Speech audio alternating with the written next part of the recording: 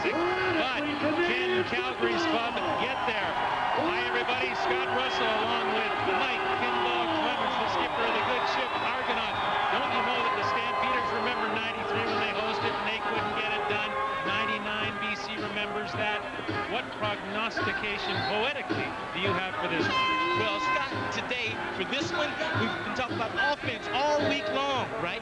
And you'll need an Allen Rich to stop BC's offense. That's Damon Allen, of course. The statistics say that he's the best rusher as well as the best passer in the history of our game at his position. On the other side of the ball, Clark Kent, a.k.a. Dave Dickinson, a.k.a. Superman, is going to have to get the job done. He's been the best quarterback in the league this year.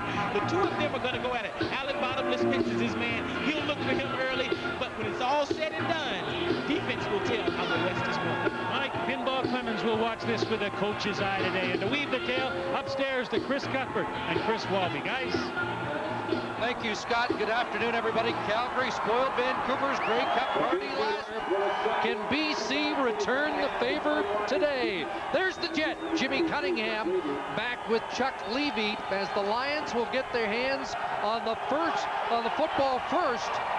The Western Final for 2000 underway. And the Jet spins away. Up the sidelines near the 45 to put BC in good field position for Damon Allen, who ended a 4-game playoff losing streak last week in Edmonton. Well, he played a fantastic game last week. Last time he played these Calgary Stampeders, he passed for 407 yards as well, Chris, so you know he can get it done through the air. He doesn't rush the ball much. Last week, ran the ball for 61 yards, the highest total this year. So look for him to take it off. First down for the Lions, and Allen will go to the air. He'll swing it out. Robert Drummond to the near side, turn the corner, and steps out at the Calgary 54-yard line. Remember, Allen engineered an opening drive touchdown last week in the Western Semi. Well, this guy had a great game last week in the playoffs as well. But, I mean, Damon Allen's a man. He's the key. Sean the Diesel, Millington, Robert Drummond in the backfield. What a powerful duo running the football. The receiving crew, Oliver, Jackson, Graham, and Donnie Blair on the outside. That big offensive line, Jamie Terrace, House of Pain, Harden, Chris Perez. 13 for Drummond, first down, and the give to Drummond left side, and he stopped. Kevin Johnson came up with a tackle, and a lot of people feel the key to the game is stopping that BC running attack. Well, Alondra Johnson said they got to get up there and meet him at the line of scrimmage. These guys got their work cut out from Travisser, not so ordinary Joe Fleming, Shantae Peoples, the linebacking crew, Alondra Johnson, Kevin Johnson, and of course, Hall at the linebacking crew in the secondary, anchored by free safety all-star Greg Frères. Lions did not rush for 100 yards in a game against Calgary this year. Here's the Jet underneath, and he'll be short of a first down. Stopped after a short gain of 3. Again, Kevin Johnson with the tackle. It will be third down BC. Well, they got a lot of flow out of those linebackers. Hall and the Johnsons, Alondra and Kevin. They're going to get out there. What is a nice call? You know you got to pick it up. Just a little screen. Give it to Jimmy the Jet. You know what he can do in the open field, but as you say, great pursuit from that defense, the speed of that linebacking crew to bring him down. There he is. 25 years in the league, his silver anniversary, and going after the silverware again, Louis Pasaglia. You know, Chris, he's a 90% plus field goals, but only 33 yards a kick last week, but look at this one already. Angling it, and a bad kick for Pasaglia. Big punt goes through. The opening point of the game will go to BC on a 71-yard punt by the wily veteran who was trying to back Calgary up.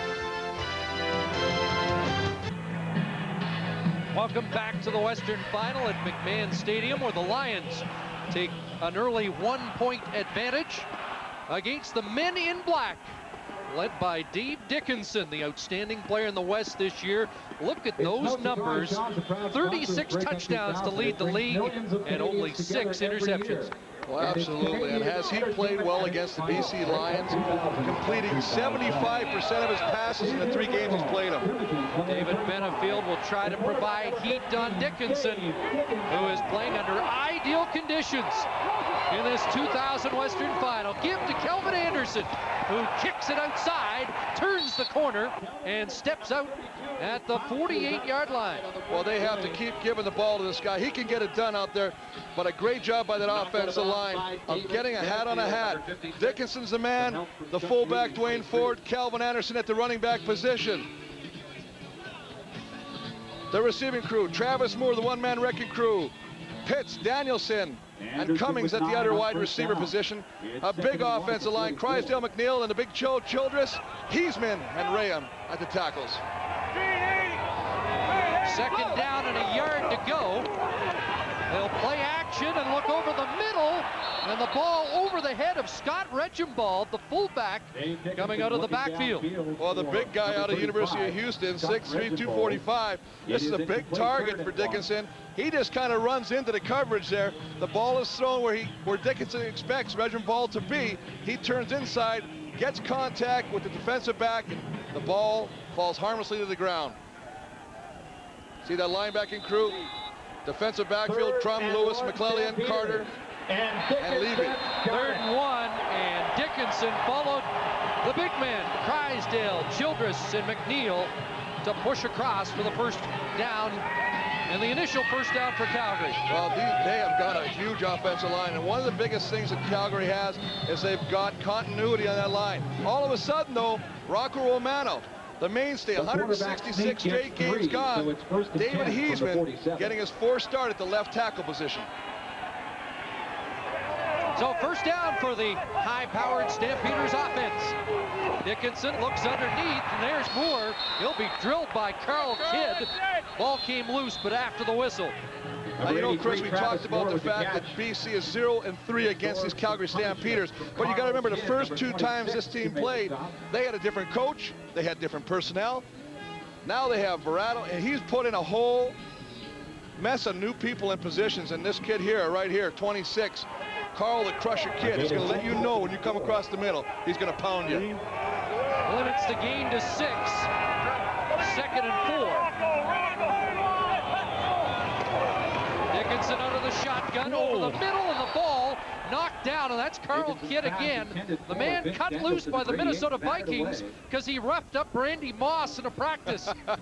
And I love that. They say he's too rough on their star receiver, but hey, he wants to play, and the only way you play when you're on a practice roster down there is to make an impression. Look at the pressure. The Herminator, 91. He told us, you know what, look for big things from me. I love playing these guys, and now they got the veteran Rocco Romano sitting. I'm going to see what David Heisman, number 54, is made of. Now Steve Barato, the former Calgary Stampeder head coach back in 1984, said a lot of new people back there, but they are rookies no longer. Tony Martino into punt. Jimmy the Jet is back. Hands off for BC. And it's Cunningham from his 19. Gets one block, but Aldi Henry right there to make the stop. Henry at the start of the year said, I'm going to lead the league in special team tackles, and that's exactly what he did. Absolutely. I mean, he knows his role in this team, and he's a fireball. He's going to go down there and do what he has to do, and he makes his presence felt on special teams. As you say, leads the league with 26 special team tackles, gets it done again right here. Aldi Henry, a Montreal native, trying to help his team face the Montreal Alouettes in the 2000 Grey Cup. Our congratulations go out to Charlie Taft and company, surviving an early scare and prevailing today in the Eastern Final. David Allen goes to work. There's Jimmy Oliver, and if Oliver gets loose, he is dangerous, but Marvin Coleman hung on for the tackle. Now you gotta love the story. Jimmy Oliver, they brought him in late, only played one game, the October 22nd game against Calgary, but in that game, 5 catches for 136 yards and a touchdown, game-breaking speed. We talk a lot about Alfred Action Jackson on the other side. They have a legitimate 1-2 threat. Chris, he's the fastest man on the field today, without question. Timed at 4.135 in the Dallas Cowboys camp. Got 6 there, 2nd and 4. Allen swinging it out, looking for Sean Millington. Incomplete. Just a little swing pass, trying to get the hands into the Diesel. Right there, you want to get him involved. I mean, you want to get Millington. This is a guy right now that breaks tackles, loves the open field, would rather run over you than around you, but he's got to touch the ball. The first time these two teams met, Sean Millington only carried the ball once. You're not going to win football games if you don't get your big boys involved. And that's what Steve Barato said. Calgary did not stop our running game. We stopped it. And very early in this game, the Lions have not done much to get that running attack established. Well, it's almost like they're coming out, Chris, and trying to establish the pass first. Marvin Coleman is the deep man as Bisaglia stands at his own 12. Coleman has returned one for a touchdown against BC this year. Up to the 44. That's a 51-yard punt by Bisaglia and a 12-yard return. They're revved up in the Grey Cup City. Wally Bono says there's no more pressure on his team than any other year. Even if the Grey Cup is here in Calgary, Steve Barato winning his first ever playoff game as a head coach last week. And the Stampeders have the football at their own 44-yard line. 5.5 minutes into the Western Final. 1-0 Lions. Dickinson back to pass, and Alan Pitts had it tipped away. It's picked off by Mike Crum. On the ricochet, Crum with the interception, and he's nailed at the 46-yard line. Well, Chris, it's always a game of big plays and who makes more of them. As you say, the tip drill comes into play here. Ball gets up, deflected. Mike Crum comes up with the interception, and the first big break of the ball game going to BC Lions' way. First playoff interception thrown by Dave Dickinson. And there's the tip off the fingertips of Central McClellan into the hands of the safety, Mike Crum. Just a nice job of seeing that, keeping concentration, looking the ball into your hands, and getting up and get whatever yards you can after you pick it off. Native of Kelowna, impressed Steve Barato. He's been the safety since Barato took over. First down. A bootleg by Allen. Now he'll look back and dump it off, no one home. He was looking for Millington, who was double covered by the outside linebackers, both Johnson and Hall. Well, what a nice job of reading that. The play action pass, getting outside. The last person you want to throw it to is your outlet pass. Here's another look at the interception. You see off Pitt's hands, right into Mike Crum. He picks it up, takes whatever he can, looks for some blocking, tries to get to the outside. Nice return after the interception. As a result, BC enjoys great field position. 2nd and 10.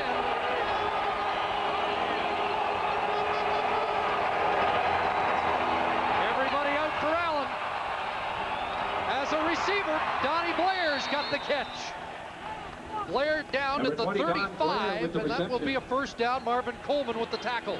Donnie Blair coming back to help out the quarterback. After the receivers run their routes, they realize the ball's not coming. You can see that Damon Allen's got to scramble a little bit, come back into the pitcher, coming back into the quarterback's throwing lane. Nice job of 20, Don Blair, to come back in there and make a nice catch. Allen, who was a former pitching prospect with that ability to drop down, throw sidearm. Saw that a couple of times last week. Donnie Blair, the Calgary native, give BC a fresh set of downs. Here's Millington pounding it on the ground. Allen hands to number 25, John Millington. Down to the 31, Jacobs, Traversy, converging on the big running back. And that's what you want to do. Get your big hoggies involved in the game right now. You know, they've been throwing the ball a lot right now. They've been in the pass set. You can see right there. Steve Harden, 61, just getting on his man, pushing him back. Millington picks you up 4 to 5 yards every time he touches the ball. I mean, here's a guy that's got a 6.5 average. That's not bad every time he touched the rock. Millington got 4 that time. 2nd and 6. Allen straight back. Over the middle, and Oliver unable to hang on. That would have been a first down. Number 85, the intended target. And you see Damon Allen kind of hesitate before he throws the ball to Oliver, because he had an opportunity, Chris, to take off with that football. As that opened up, he saw the lane open up, he took a step up.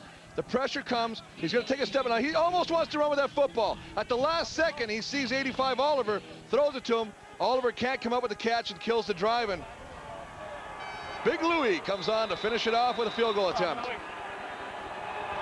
Nussmeier's the holder. And they'll set it up at the 37. Louis with 2 for 3 last week. And he's on target again. Hit 40 of 44. And this is 25th year in the league. He's provided the points so far. And the Lions have the early edge. Could we order this weather for next Sunday? It is magnificent. Here's what we're looking for today. Well, come on. If I'm BC Killer Instinct, we got a 4-0 lead. I know that's not a lot of points, but when they start putting points on the board, kill it. Keep them going. On defense, you got to take chances. Don't let Dickinson get in that comfort zone. And on, Saskatchewan, you got to do it. Calgary, you've got to go after him, after him, after him. And on defense, baby, and I know my game knows, focus on the 3 Ds. You got to go after Damon. You got to go after Drummond. You got to go after Millington. And I told you about offense before. You got to keep calling Kelvin Anderson's number. Make him a factor in this football game because he can do great things for you. Chris, right now, clearly the momentum with BC. You saw Anthony Pryor field that ball on the far sideline and step out.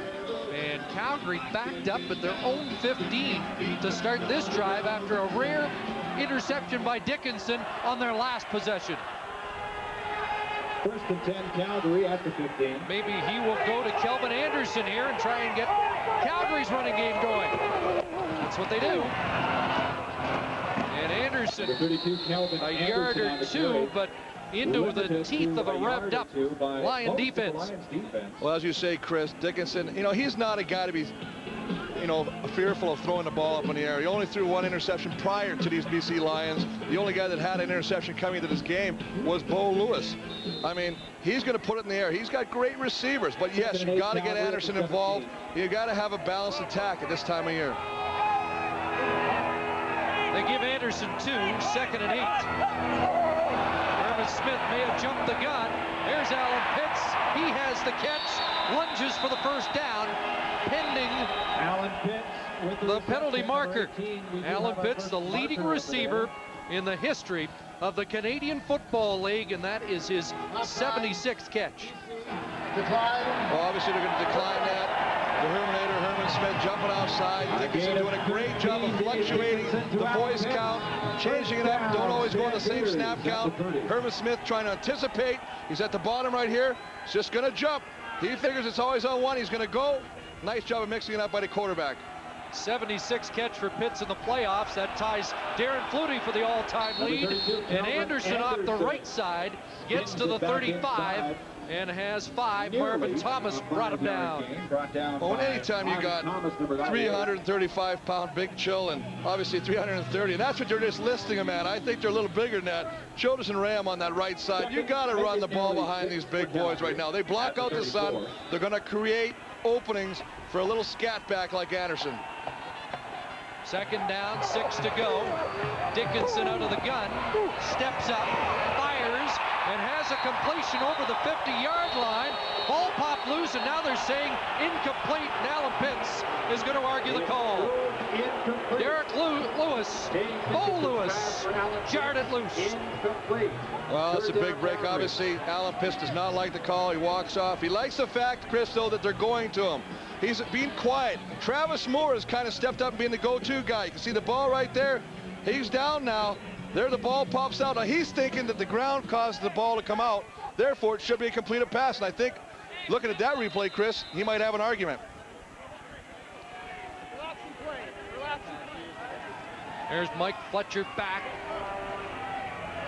And Tony Martino kicking into a slight breeze into this first quarter. A couple stutter steps before he got it away. And gets a Stampeder bounce. Fletcher back, and they'll get a flag on the no yards as he is buried back at the 22-yard line. However, but there is a penalty marker on the play.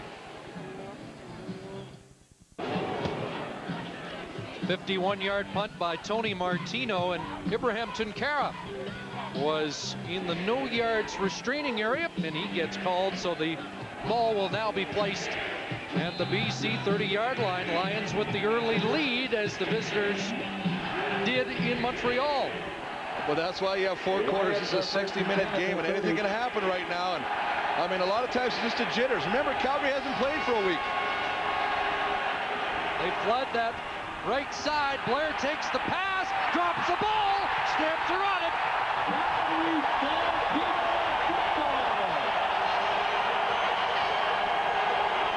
Eddie Davis stripped it loose, and Jason Clement comes up with it. Well, just a case of Donnie Blair trying to make something happen, trying to bust a tackle. He's just going to keep fighting. See, as he reads it, but a great job of stripping the football. He's trying to get back inside, find some blocking. As you say, the ball is stripped. Jason Clement coming up with the fumble, but nice job of stripping it right there. All he is he's looking up the field. He's trying to find some blocking, trying to turn it up, pick up some more yardage, but another turnover, and this time in favor of the Calgary Stampeders. Deepest penetration by the Stamps in the opening quarter. Dickinson had to hurry that and floats it to the sidelines. Finds the sidelines. Just wisely threw that one away. Well, I mean, they bring both linebackers on this play, Chris. They bring Fletcher and Kidd coming in. They're not going to sit pat. They're not going to play safe. If you're going to play safe, Dickinson's going to kill you. You got to be aggressive. You got to be in his face. They came after him on that play, forced him to throw the ball early. That's the way you disrupt the quarterback's rhythm. Calgary interception led to 3 points for BC. Now the Stamps trying to make the Lions pay for that fumble.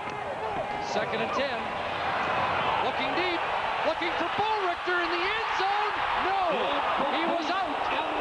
And Bo Richter shows his frustration. He may have hurt that ankle again. Bo Richter injured his ankle a couple of weeks ago in Hamilton. He is wearing an ankle brace, and he is in some difficulty. Well, Chris, he definitely is. I mean, he does everything to try and come up with this catch. Makes the catch. Now, he tries to keep his feet in bounds, see him? But as he goes out of bounds, the defender rolls over the ankle, Schnell, and as a result, he gets up. And remember, he's not 100% right now. We see him walking off the field. This is another guy that's becoming a star in this league right now. A big, tall, Alan Pitts type receiver. So Calgary will attempt a 37-yarder off the foot of Mark McLaughlin, who misses it to the left. McLaughlin has struggled in recent weeks, and the Jet will dance around in the end zone and finally be forced out. So a point for the Stamps. McLaughlin missed 9 of his last 25 and misses his first in the postseason. Mark Borichter just gave athletic therapist Pat Clayton a nod as if maybe it's not as bad as he first thought. Well, you can see right there, he tries to stay in bounds. Kelly Schnell rolls on the ankle, but looks like it'll be okay. 4-1, Lions have the lead. Here's Allen. His first scramble of the day, he drops it. And the Lions get back on it. The Lions get back on it, but AJ, the hitman, boy, does he get in there right there. And he talks about his theory of force momentum equals punishment. I mean, he's all over this play, and he says, you know what? I don't like the way that Edmonton played these guys. You got to be up in their face. You got to come after them. You got to attack them, and you got to punish them. Well, AJ, he comes in there and he puts the helmet right on the football. Chris, very lucky BC came up with it again. Still haunted by the loss in '93 that cost him a home game in the Grey Cup. Yesterday, said his stomach was churning just by the mention of that game. Second down, blitz, pass is complete, and the Jet just tripped up at the 45-yard line, where he may still be running. Jack Kellogg with perhaps a touchdown-saving tackle. And a nice job, the veteran, Damon Allen, seeing it, pressure coming, getting rid of the football just at the last second before Shante Peoples lays him to the turf, puts it there. You can see right there, Cunningham, the Jet, gets it, takes it up, but look at the pressure, little stunt, number 56 coming over, laying the helmet right in the midsection, driving him down. Damon can only go by the crowd noise to see if that was a completed pass. Pickup of 12 for the Jet, who has won a Grey Cup with the Toronto Argonauts. Now it's Sean Millington spilling off the first contact and lunging across midfield close to a first down. Kevin Johnson finally brings him to the turf. And what is his strength? I mean, he is between the tackles, one of the toughest runners to bring back. You know, you got Mike Pringle. You got Sean Millington. Very similar styles, except for the fact that one thing, Millington is bigger, and he punishes people when he goes over them. Not to say that Pringle doesn't, but he can break away from people. And I tell you what, once he's the kind of guy, much like Pringle, who needs to touch the ball more, Chris, to get stronger in the game. 2nd and a yard. Back to Millington. Look at that contact. A.J. fills the hole. Well, it was a Johnson, boys. Kevin and Londra meeting him in the backfield, and that's what they said. We're not going to sit back and keep everything in front of us. We're going to go meet them at the line of scrimmage, and boy, did they do a great job of meeting that there. Just at the line of scrimmage, bam! There he is, 51. There's number 2, his partner in crime, Kevin Johnson. Well, he was revved up, the all-star middle linebacker in the West. One of the great veterans in this game, 12 years. And no one is a more punishing tackler than Alondra Johnson, who started his career in BC. In fact, in his rookie year, he was the Lions nominee as their top defensive player. And you know, from that replay, you see Damon Allen almost catch his helmet on the handoff, almost like he's too close to Millington when he's given that football. So there might have been just a little bit of timing problem on that play. 3rd and 1. And how about Johnson? He lifted Millington up off the ground and spiked him down, 230 pounds.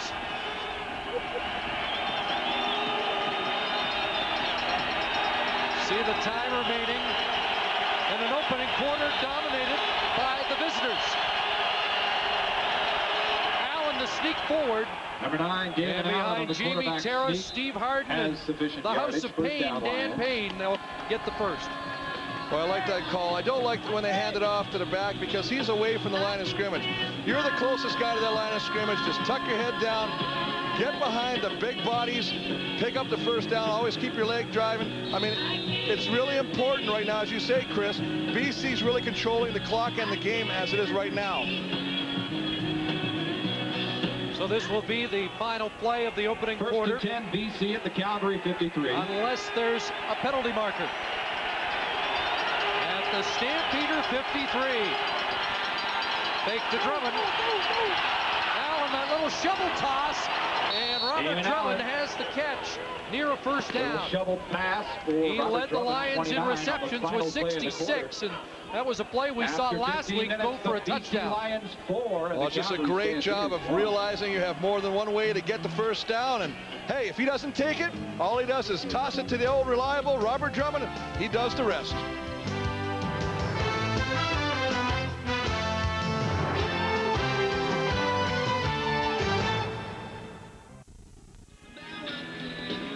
BC Lions have lost 6 straight meetings to the Calgary Stampeders, but have the lead after the opening quarter. And I love this play. I mean, you can see right here, these two guys are going to come up 51 and Peoples. There's Peoples, there's Johnson. He makes them commit to him, pitches the ball to Robert Drummond. He picks up valuable yardage, and it becomes 2nd and short. And boy, I tell you, you can almost go deep on this because 3rd down, you can gamble on it and pick up. It's less than a yard. 9 yards on that little flip to Drummond. Almost a free play for the Lions. They were stuffed on 2nd and 1 the last time. They'll go back to Millington, and he'll get it this time. 25 gets the carry And down and to the Calgary 40. down. Well, the big boys up front say, you know what, we love it when he carries it. You can see right there, Jamie Terrace, the center, struggling to get back on his feet. First down stats, time of possession obviously in favor of the BC Lions right there. 1 turnover apiece.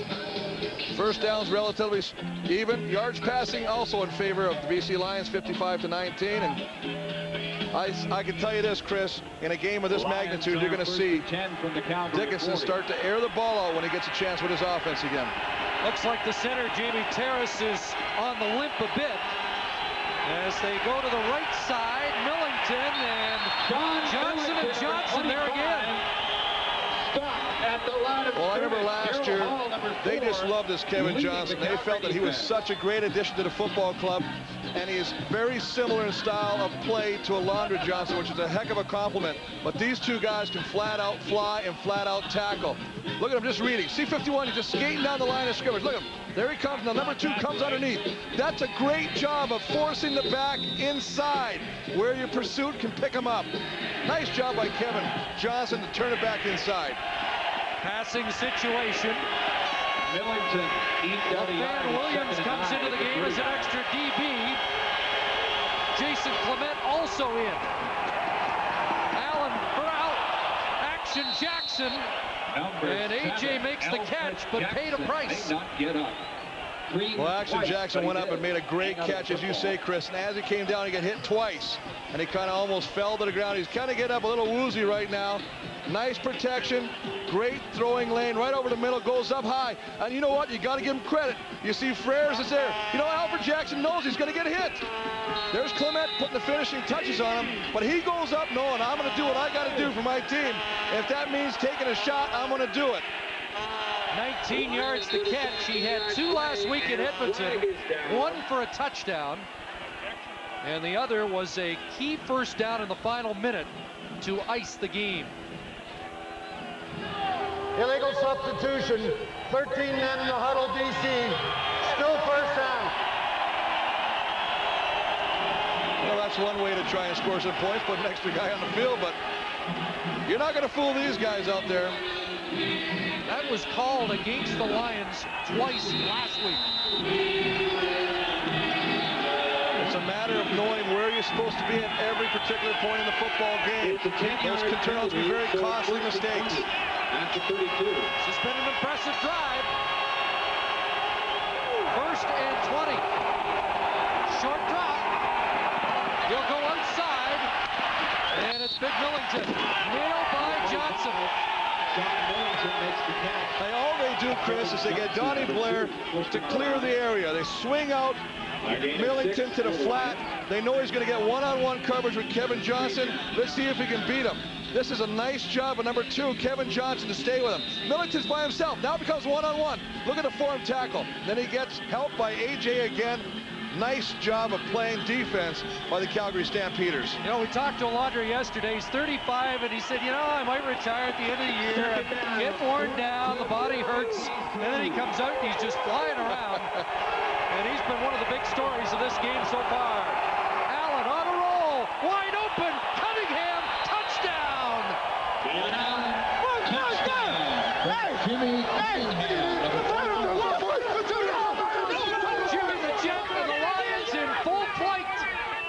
Well, Jimmy the Jet, recipient of that touchdown pass from Damon Allen. But I tell you what, Shante Peoples, the defensive end of the Calgary Stampeders, does the unpardonable sin of getting caught inside. You cannot let Damon Allen get to the outside. Watch as he comes. There's 56 falling down. When you allow a man of this athletic ability, Damon Allen, to get to the outside, he has 2 options now. He can run or he can throw. That puts defensive backs in a terrible bind. And Jimmy the Jet's got some speed, gets some separation. Nice throw, nice read, nice catch. Hey, nice touchdown. 26-yarder. Number 5, Luke. And in shocking fashion here, the BC Lions have opened up an 11-1 lead. Shades of the Eastern Final. With the visitors, the team with the momentum, taking the early lead. Well, there's at least one happy fan at McMahon Stadium after that touchdown catch by a war-painted Jimmy Cunningham. Take a look at this guy right here, Shante Peoples. His job is to keep contained. He goes inside of Perez. Perez pins him. That allows Damon Allen to get to the outside, find some time. As a result, he finds a wide open Jimmy the Jet Cunningham back in the end zone. Nice touchdown, and you know what, Chris? They moved the ball well on that drive. Brett Anderson with a short, high kick. Marvin Coleman across his 35-yard line. Well, it was a time-consuming march by the Lions. 6:36 off the clock. Well, I mean, look at this. 12 plays, 75 yards, 6:36, as you say, off the clock. Your coach is going to love that. Joe Powell is going to just be smiling from ear to ear. But, I mean, this is a great catch. Alfred Jackson go over the middle, sacrificing his body. Then the little toss out to Millington in the flat, one-on-one, picking up what he has to do to keep the first down. And then, of course, Damon Allen breaks the contain, and the end result is a touchdown to Jimmy the Jet Cunningham. Dave Dickinson's got to get on track, and this one's picked off. Eric Carter with the interception, the second of the game, and he may score. Eric Carter, touchdown. Number 2, Eric Carter, an interception return touchdown. Intended for Alan Pitts, into the hands of a Western All-Star, and McMahon Stadium has been silenced. Steve Barato said something yesterday. He says, you know, it's not where you start, it's where you finish. We have won 3 in a row. We have people who are starting to believe in each other. We're becoming a family in the locker room. You can see it coming right here. I mean, they're just playing them. You know, everybody thinks they're just going to play zone. We're not going to mix it up a little bit on Dickinson. He throws the football. Now look, you see, just right there. What a great break on the football. Just a nice job, Eric Carter, coming off the corner, picking up the football, picking up some blocking. There we go. Get Dickinson, and he waltzes into the end zone. And boy, I tell you what, they are making some big plays, Chris. A shocker developing. Pisaglia puts it through. 18-1. The BC Lion lead. Are they going to crash the party at Grey Cup time in Calgary again?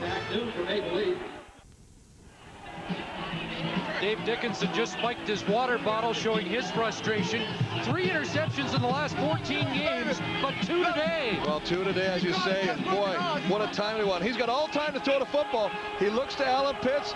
Number 2, he breaks his coverage. He cheats on the football. We talked a lot yesterday. He said we're going to take some chances on defense. We're not going to give you what you think we're going to give you.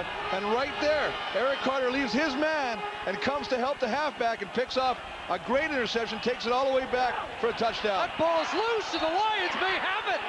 That ball bounced around, and I think Chuck Levy was the last man to touch it. And the Calgary Stampeders are sleepwalking now for this first half. You know, a sign of a championship team, Chris, is putting every play that happens behind you. You've got all the rest of the game to worry about. Don't sit there and dwell on what we're not doing right. Dwell on what we got to do to get things right. As you say, the kickoff, look at, nobody touches it. It's almost like they're waiting like on a punt. Levy goes, great job. Last one to touch the football. AJ saying he was out of bounds when he touched the football, but hey. He touched it before that. That's exactly where Anderson kicked the last one. You're going to be here for another week. That is just a mental breakdown, and that's not a sign of a championship team. You've got to be right, mentally prepared. Forget about what's happened. Focus on what you got to do for the rest of the game. Here's Millington, nailed and tossed back. Jeff Traversy trying to regain some Calgary momentum. Well, it's a big stand right now.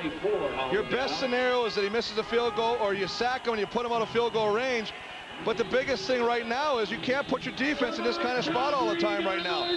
Too many mistakes right now. And you can understand when you get beat on a play, the mental mistakes, those are the ones you just can't forgive. And when you don't recover, or you let somebody else recover a kickoff without touching that football, that's a mental mistake. Past the 5-minute mark of the second quarter, 2nd and 10. Allen looking deep, looking for Cunningham, and overthrows the intended receiver. Overshot by Damon Allen. Marvin Coleman in coverage. Damon Allen is going vertically on this football field. He is not satisfied with just going side to side, little dump passes to Drummond. He is trying to stretch this defense. I mean, he's got to step on him. The ball's just overthrown. You can just see he's got separation from Marvin Coleman. Had the ball been on the money, Chris, we might have had another touchdown, another score, and maybe a backbreaker for these Calgary Stampeders. Louis Pisaglia back in. This will be from 42 yards out. Will attempt a 42-yard field goal. Missed a 40-yarder last week, but again, he's missed only 5 times all year. And he's perfect again here. And it's now a 20-point BC lead in the first half of the Western Final. Tyrell is a member of the War Amps Camp program. He knows there can be dangers in everyone's neighborhood. He lost his leg in a lawnmower accident. Recently, Tyrell visited the Commonwealth Stadium in Edmonton to present the Play Safe Award to the Eskimos. Together, they have a message for kids everywhere. Spot the danger. Play safe. The CFL is proud to support the War Amps Play Safe program. Touchdown! Yeah. Good job. Play safe. Stampeders back to work, and they're going to stay on the ground. Kelvin Anderson chews up 8 as he steps out at the BC bench. Up a gear, gets 8 yards, and knocked out of bounds into the BC Well, bench. you know, we're in a situation, Chris, almost reminiscent of the Eastern final where Winnipeg jumped out to an early 13-0 lead. Montreal fought its way back into the game and eventually won the football game. We don't know if that's going to happen here, but you got to have faith because there's a lot of time left. Talked to Wally Buono just prior to the game, and I said, what a start for Montreal. Calgary 43. And he said it's a long game, and now he's in the same position, even deeper than Charlie Tapp was in the first half of that game. 2nd and 2, and Anderson plunging for a first down. You know, the thing that really happens here, Chris, is Legault makes the play. A team starts to really believe. It's one thing to come into the game and say, you know, we got a chance. But when things start to turn your way, you really start looking around and going, you know what, we can really win this football game. And you take it a step higher. Now, we know what happened in Montreal. They came back and beat a tough Winnipeg team. This is a tough BC Lion team right now. They have won 3 in a row, 4 of their last 5. And Dickinson desperately needs to put some points on the board, and Anderson across midfield. So 3 straight running plays to the 1,000-yard rusher for the 5th consecutive season. So no panic in their attack. They're going to stay on the ground despite a 20-point deficit. Listen, running opens up the passing lanes. You got to pull those linebackers in. If you want to open up the back area for your slot backs, your wide receivers, run the ball. Hey, if they're not picking it up and they're not stopping the run, it makes no sense to stop running the ball. When they stop Kelvin Anderson, then put the ball in the air. Stamps are 7-1-1 this season when they have 100 yards on the ground. 1st and 10, now to the air. Here comes the blitz. Mike Fletcher has Dickinson back inside the 45, but there is a flag on the play. Well, empty backfield, Chris, no backs there. Everybody's split out in the receiver position. Fletcher comes on a linebacker blitz. There's too many guys. He comes free, sacks Dickinson, but as you say, there was a flag thrown in the defensive secondary area, and a lot of times that'll go against the secondary. Holding BC number 34. First down. Central McClellan. A big break for the Stampeders. And a 23-yard difference from the loss to that gain. Ball spotted at the Lion 42. It's another first down. Clock running, 7.5 minutes remaining in the 2nd quarter. Dickinson trying to dig himself out of a big hole. Anderson, draw play, and a big gain for Kelvin Anderson, close to a first down. And they're not fooling anybody, Chris. You got big Dwayne Ford in there. They're putting a 2-back system right there. Every time they do that, you know you're running the football. He gets a great lead block. Also, nice job by the big boys up front. I mean, Dandy Andy Anderson, 5th consecutive 1,000-yard rushing season. And this guy can get it done. He makes people miss. He's a dynamite little back. He was critical of the Stampeders earlier this year for not using him enough. Are going to him now when they need him the most. 2nd and 1. Kelvin Anderson, left side, and another big first down. Kelvin Anderson, 32. Well, I want to ask you about the off week. You've been in the playoffs so many times as a first-place team and as a team that had to play a semifinal. It always seems like the team that had the bye week is very sluggish early. Oh, absolutely. I mean, it takes a while to get back in there. You know, one of the things is that's why they like to keep the players around in that off week so you don't forget you're still playing. When you take a week off, sometimes you think the season's over. All of a sudden, you're coming back again. You got to get that mental frame back in. A glimpse of the offensive coordinator, George Cortez. Stamps first down. Dickinson, the out. Bo Richter, who shook off the early ankle problem and has a catch. This is what happens. You run the ball effectively. You start bringing up the defenders of the BC Lions. As a result, you start creating openings for the receivers to run their routes. It's a nice job of just throwing it out to the flat. Bo Richter running him off. You can see Snell pushing him out of bounds, but not before he picks up 9 yards. Jason Kralt is the injured BC Lion. 1909, and your independent home hardware and home building center dealers are proud to sponsor. Stampeders were going to go into their fire offense. They were not going to operate with a huddle, but play has been halted by this injury. Just under 6 minutes to go in the first half, and it has been a shocker at McMahon Stadium, where the visiting BC Lions have a 20-point lead. There's the score, 9-yard gain by Bo Richter, so it's 2nd and 1, but this drive has been, for the most part, Kelvin Anderson. We told him you got to keep calling this guy's number. I mean, he can get it done. Nice shiver, keep the hand away, keep defenders away from him. Look, every time he gets the ball, look at him stutter step. Great change of direction. He's going to do it all. Inside, outside, make people miss, get positive yardage every time he touches that football. You know, yesterday, Dave Dickinson told us, 98, Anderson was his best. They won the Grey Cup. Last year, Anderson had an ankle injury, and they were beaten in the Grey Cup game. So Dickinson felt that Kelvin Anderson was critical to their success today, and they go back to him left side to the 10, and finally wrapped up. There's Roger Wrightson in on the tackle with Kelly Lockbaum, and Wrightson, a former Stampeder, replacing the injured Jason Kralt. Oh, I love the play. They bring the double tight end here. Not going to fool anybody. Going to run the football. Get to the outside. You can see them working on Kralt's ankle right there. Dwayne Ford leaning around big. Fred Childress, number 68. Pancaking the man right there. Allowing Anderson to get to the outside and drag down. But again, Chris, not before a nice game. So the ball is on the 9-yard line. 1st and goal for the Calgary Stampeders, in desperate need of a major score. 4 receivers right side. Dickinson can't find anybody, and he's taken down. The Lions front converging on the Calgary quarterback, and Herman Smith and Noah Cantor will share the sack. Well, they'll share the sack, but that's a coverage sack, Chris. The defenders, the secondary and linebackers that dropped did a great job of taking away any potential receivers. You see him pumping. He's looking to the right. He wants to throw the football over there. He can't find the guy. By the time he pulls it down and decides to try and get anything running, he's tackled down and brought down by Smith and Kantner.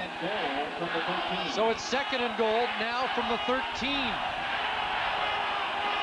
4 receivers right side.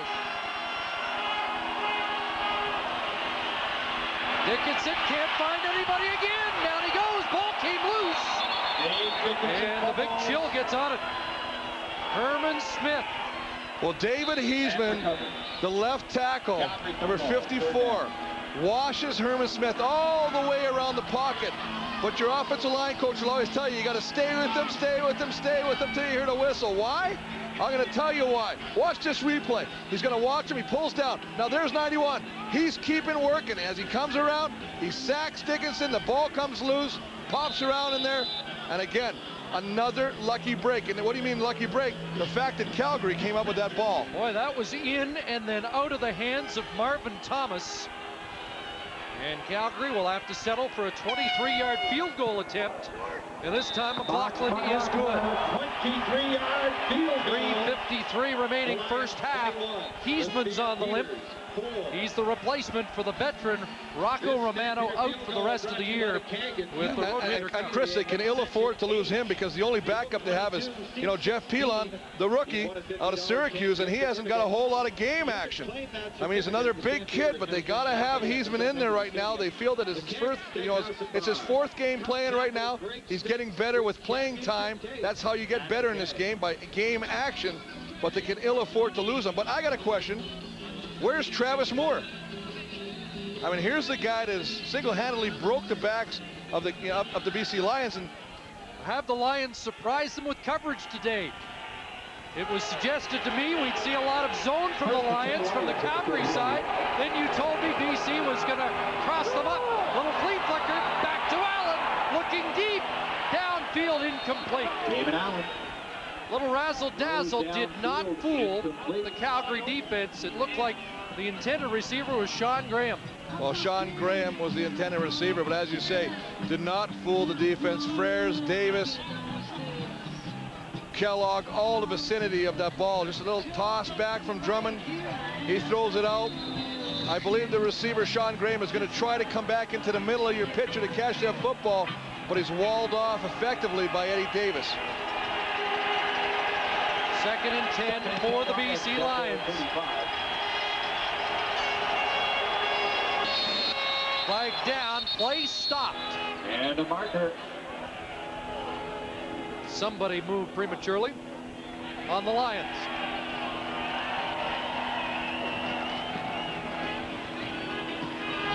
Procedure, BC number 62, still 2nd down. Chris Perez, the all-star left tackle. One of the top tackles in the league. Has not missed a game in 5 years. Consistently gets it done. Regarded as one of the better technique blocking tackles. So it's 2nd and 15. Allen has Donnie Blair, and he can't hang on. Would have been a 1st down. Pass delivered just behind the Calgary native. Well, you got to have those catches, Chris. I mean, he had the reach behind to catch it, but if we talked about having the killer instinct, you got to keep catching those balls if you want to develop that. Back at McMahon Stadium, the Western Final, the BC Lions lead 21-4. Well, the injury to Jason Krall to the BC Lions might be a little more serious than first anticipated. He went over on that right ankle. As the training staff said, he smashed the right ankle. Now they've got the tape off, the shoe off, and he won't be back in until at least the 2nd half, guys. Louis in trouble, ditched it to Drummond, and a big play on special teams for the Stampeders, who turn it over on downs inside the BC 30. Well, that's why these guys always are at the top of the class. They make plays. Their offense was struggling. They had a good drive last time. Their defense is keeping them in the football game. Special teams stands out right here. And who do you think it is? 76, Joe Fleming, the man that does everything on defense. Nice job on the special teams punt block. He's going to come right in the pitch. There it is, 76. Forces him to bring it down. He tries a little pitch pass to Drummond, and Jason Clement wraps him up. Big turnover. The old college quarterback had the presence of mind to find Drummond, but it wasn't enough. Back to Kelvin Anderson. Kelvin Anderson, 32 on the left side again. The 28-yard line. Benefield on the tackle. And a remarkable display of patience by the Stampeders down in this game, but sticking to the ground attack. Now they give it and hand it off. Now when Dickinson comes to the outside, nobody follows Dickinson. So if I'm watching this right now, I'm sending a play into Dave Dickinson. One of these times you know he's going to do the play action and roll out to the side, take off or throw it, and bust that defense. 2nd and 6. Trying to find an open man, looking for more. Touchdown!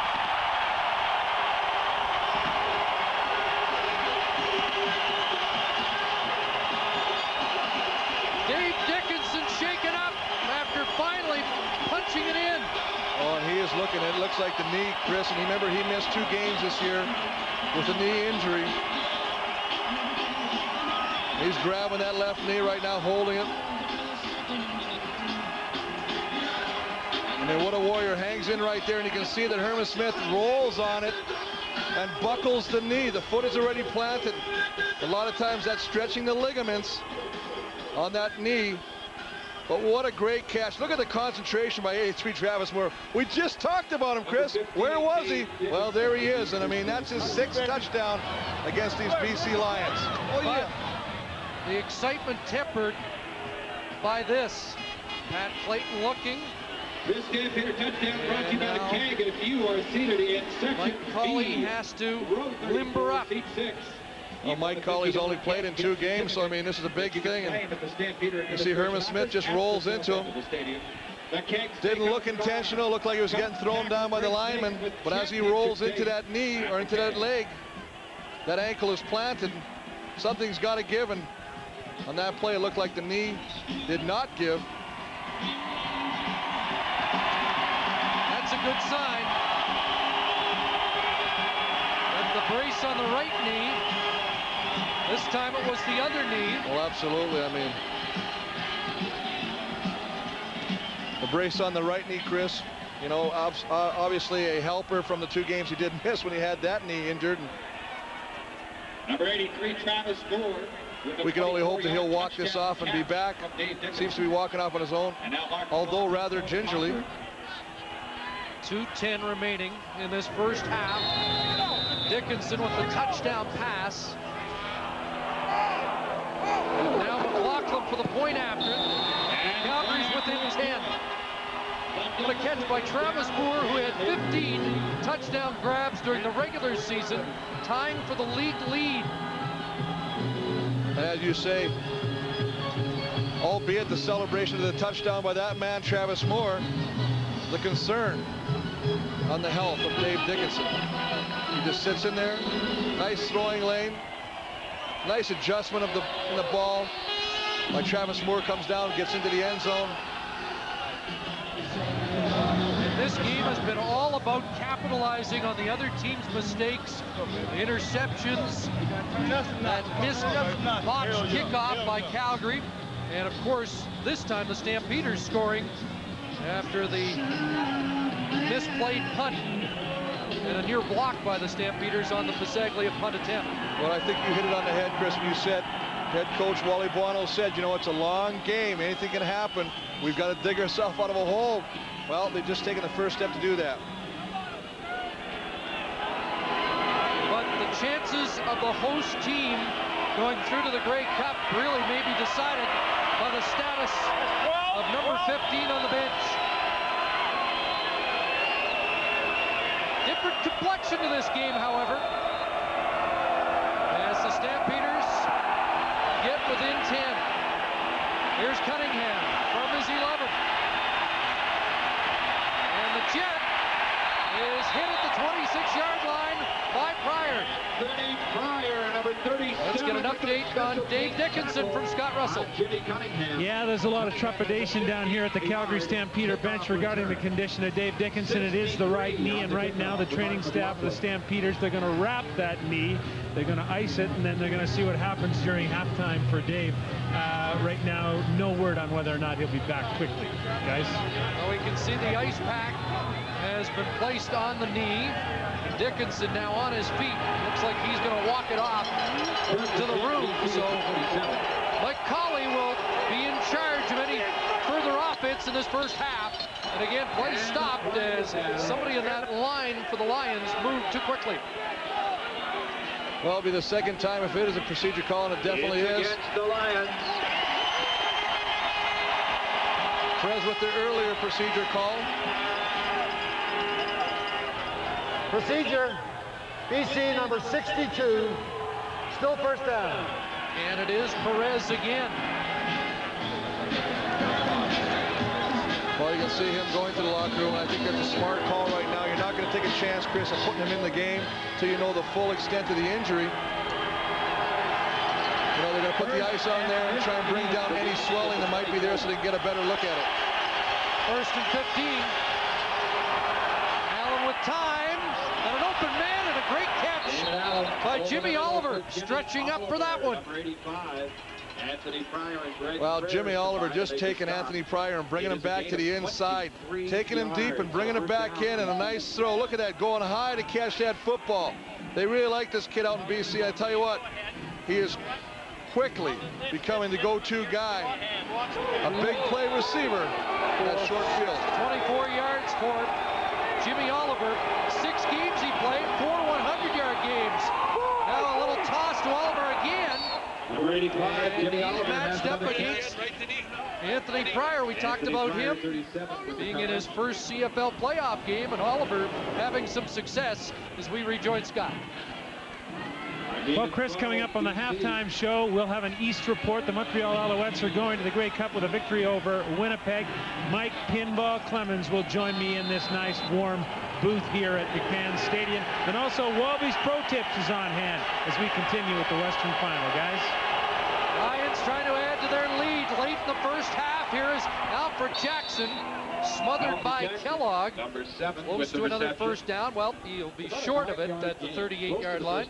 And that's a nice job of adjusting the receivers. You know, Alfred Jackson, who normally is a wideout, will come back and also play slot back. Lines up inside.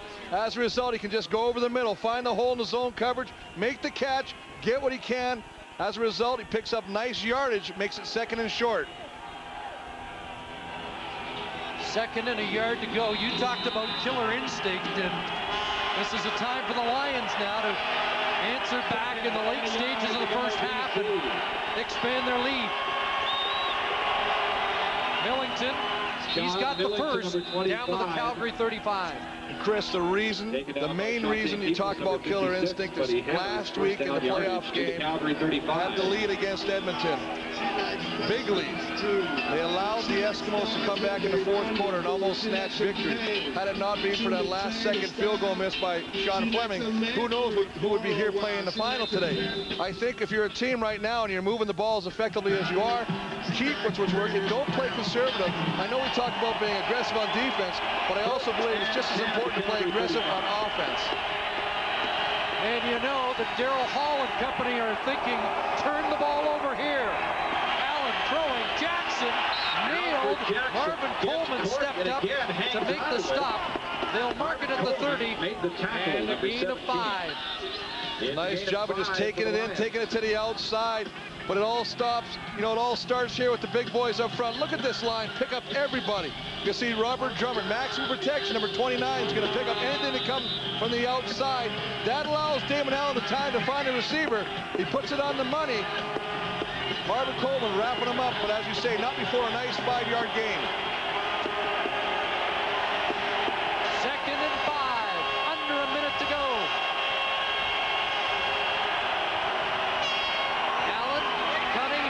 First down. Forced out by Jack Kellogg.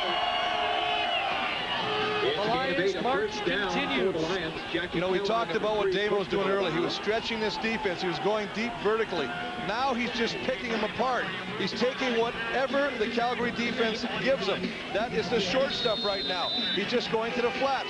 Little over the middle stuff to Alfred Jackson, stuff to Oliver. Now he's hitting Jimmy the Jet in the outside. Moving the ball methodically.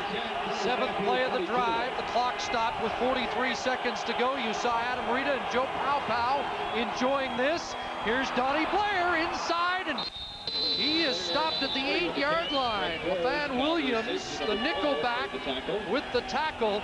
But this is vintage Damon Allen. Well, vintage Damon Allen, but also just after Calgary gets a touchdown, what better way than to put it back in their face by marching the football down the field and score a touchdown of your own, especially with only 30 seconds going into the half. The field general of the Calgary defense, Alondra Johnson, trying to dig in his heels. Allen into the end zone, incomplete. Behind Oliver. But again, what a read by Damon Allen. Recognizing the blitz, knowing they're going to bring some people. Tries to get Oliver. Oliver working against Pryor. Just takes it inside to the opening on the field. Allen has to get rid of the football early. Throws it a little bit behind Oliver, who almost comes up with a sensational touchdown grab. Allen has been calling most of his own plays in the last month or so, but in these situations, there can and usually is input from the bench. 2nd and goal from the 7. 10th play of the drive. Rush on. Incomplete. Oliver was open near the goal line, but Daryl Hall was closing fast on the quarterback. Daryl Hall, big play by number 4 to come up and not allow Damon Allen to look around and find the receiver. Originally, see, that man's covered. The man going across, he's got a guy wide open. If it's not for the pressure, Daryl Hall, that's an easy throw, Chris, and a touchdown to Oliver. One of the great veterans in his 7th year with Calgary. 3 years with the Denver Broncos. Hall making the defensive play, and now it's Louis Pisaglia.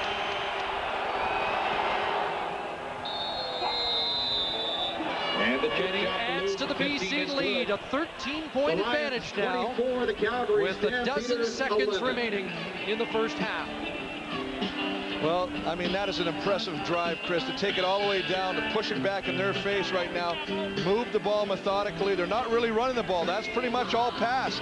They're throwing it around, but what Damon Allen is doing, he's getting great reads. That all starts with the big hoggies up front, giving him the time. But, I mean, he is spreading the ball around. He's throwing it to Jackson. He's throwing it to Cunningham. He's throwing it to Oliver. He's all over the place right now. And right now, he's got this Calgary defense somewhat confused.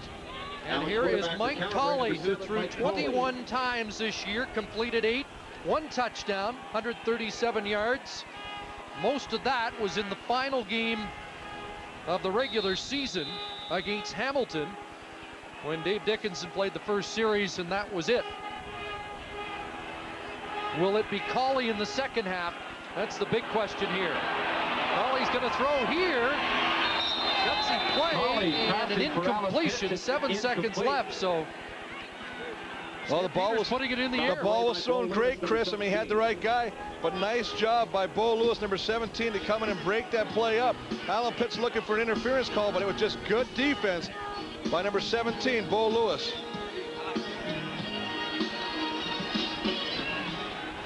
I'm a little surprised, though. Here's a guy coming off the bench cold, and Bo Lewis nearly got his hands on the football. 7 seconds to go. Like an offside Calgary.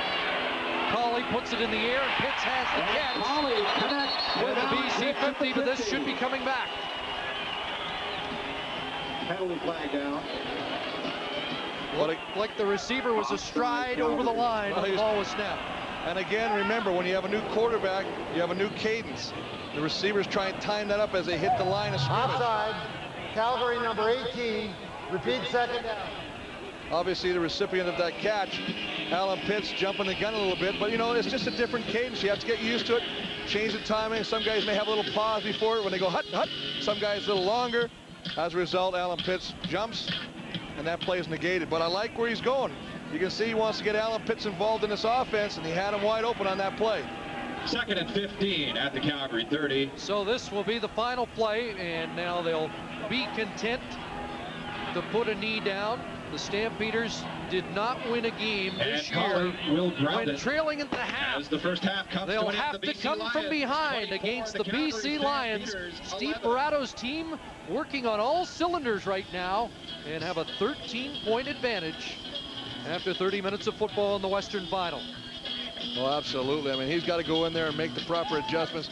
They got some great coaches, though. They know what they got to do. They know there's still 30 minutes, Chris. Come out. The big thing will be, does he take the ball? Remember, he deferred the toss. Let's talk to the leading coach right now. Steve Barato has joined us. Steve, just about everything went your way in that first half. Well, our guys are playing very hard, and we're making a lot of big plays, both on offense and defense, and on the special teams. So, aside from the block punt, everything has really gone our way, and we've played hard. We've missed a couple things that I thought we could have had, and I expected us to get a touchdown there, and Damon had the ball come out of his hand funny there, but we need to play another 30 minutes, just like that 30 minutes. Steve, thanks for this, and good luck in the second half. Thank you. Steve Barato and his BC Lions with the upper hand at halftime in the 2000 Western Final.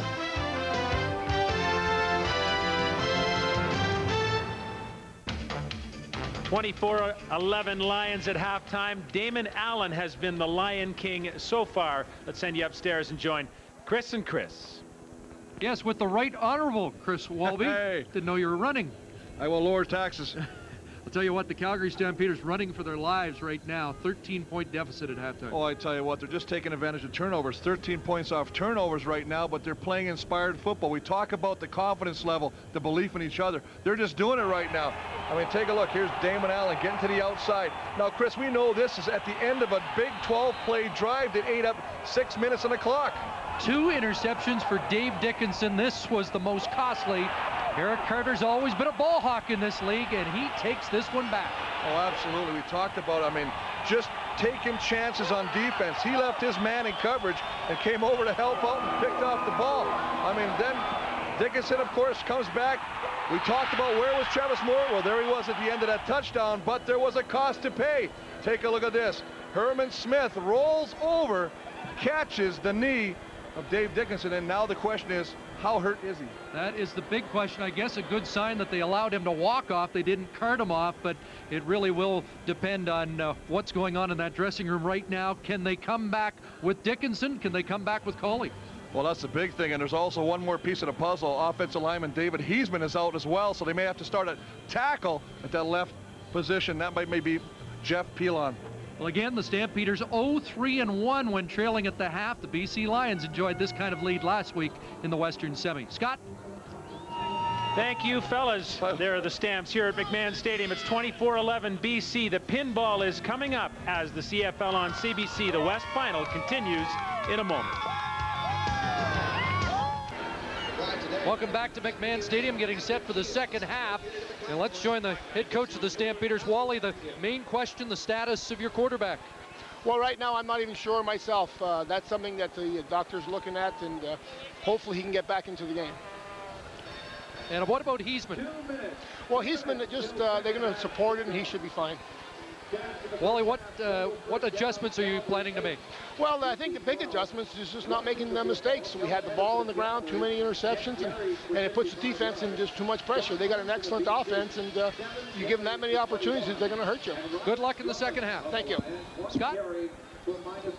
Yeah, Wally Buono, the coach of the Calgary Stampeders, and the Stampeders are down 24-11 to the BC Lions. Come on, Binball, wake up. That's been the story of the day. Yeah, it seems like Calgary was asleep the first part of this football game. After having the bye week, 2 interceptions, a missed field goal, and then they lost the kickoff return. They just didn't play good football at the beginning of this game. On the other side, the BC Lions, Damon Allen. DA last week stand for doing it alone. He did it alone. This week it says doing it through the air.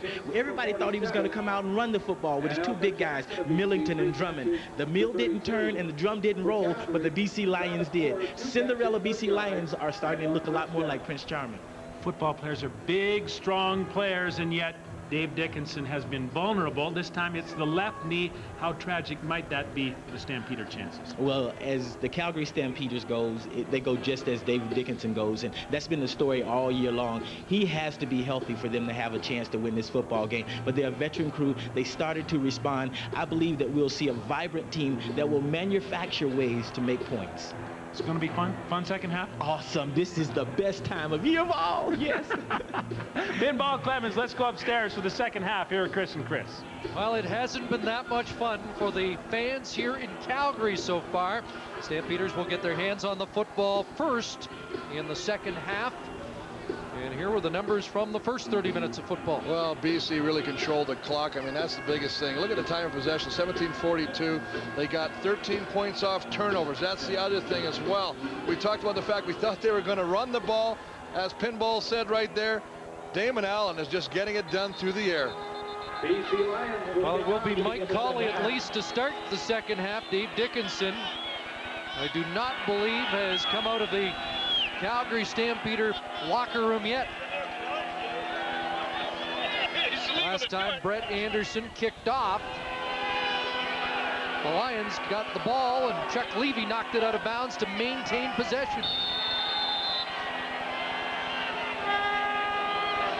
24-11 as we're underway in the second half. Another short, high kickoff, and Marvin Coleman steps across the 45, and Coleman dropped the ball, and it bounced loose, still loose along the sidelines.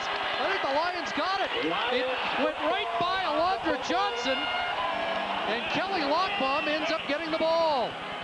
Eric Carter stripped it loose, and more sleepwalking for the Stampeders. Well, I mean that's just great tackling by the BC Lions. I mean, the fact is, Marvin Coleman does a nice job on the short kickoff, takes it, gets good yardage on the return. You got to secure the football. You got to hold on to the rock.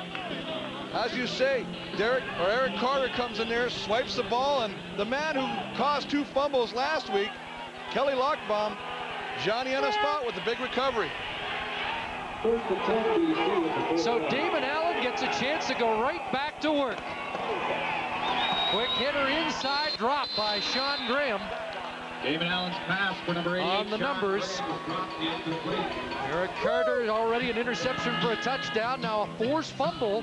Well, you can see him right there. Number 2 just gets in there and swipes the arm, knocks the ball out of Marvin Coleman's hands. And as you say, Kelly Lockbaum with the timely fumble recovery. But if things are going wrong, boy, they just keep happening to the Calgary Stampeders. And that's not the way you want to start the second half. Carter was on the losing side in the '98 Grey Cup against Calgary and last year in the Western Final, but trying to make amends.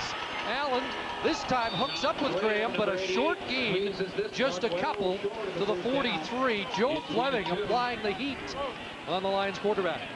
Well, nice job of this defense, and Wally Buono, alluded to this fact that, you can't keep putting the defense in these situations by keeping them on the football field, through turnovers. And it seems like the special teams has really been the part of the game that's really let them down. Yes, we have 2 interceptions by Dave Dickinson, but special teams, 2, a fumble, and an unrecoverable kickoff where they didn't even have to go after the football. I mean, you can't have those kind of mistakes. Dave Thomas at Wendy. Marvin Coleman dropped the kickoff. Now he drops back to accept the punt from Pasaglia.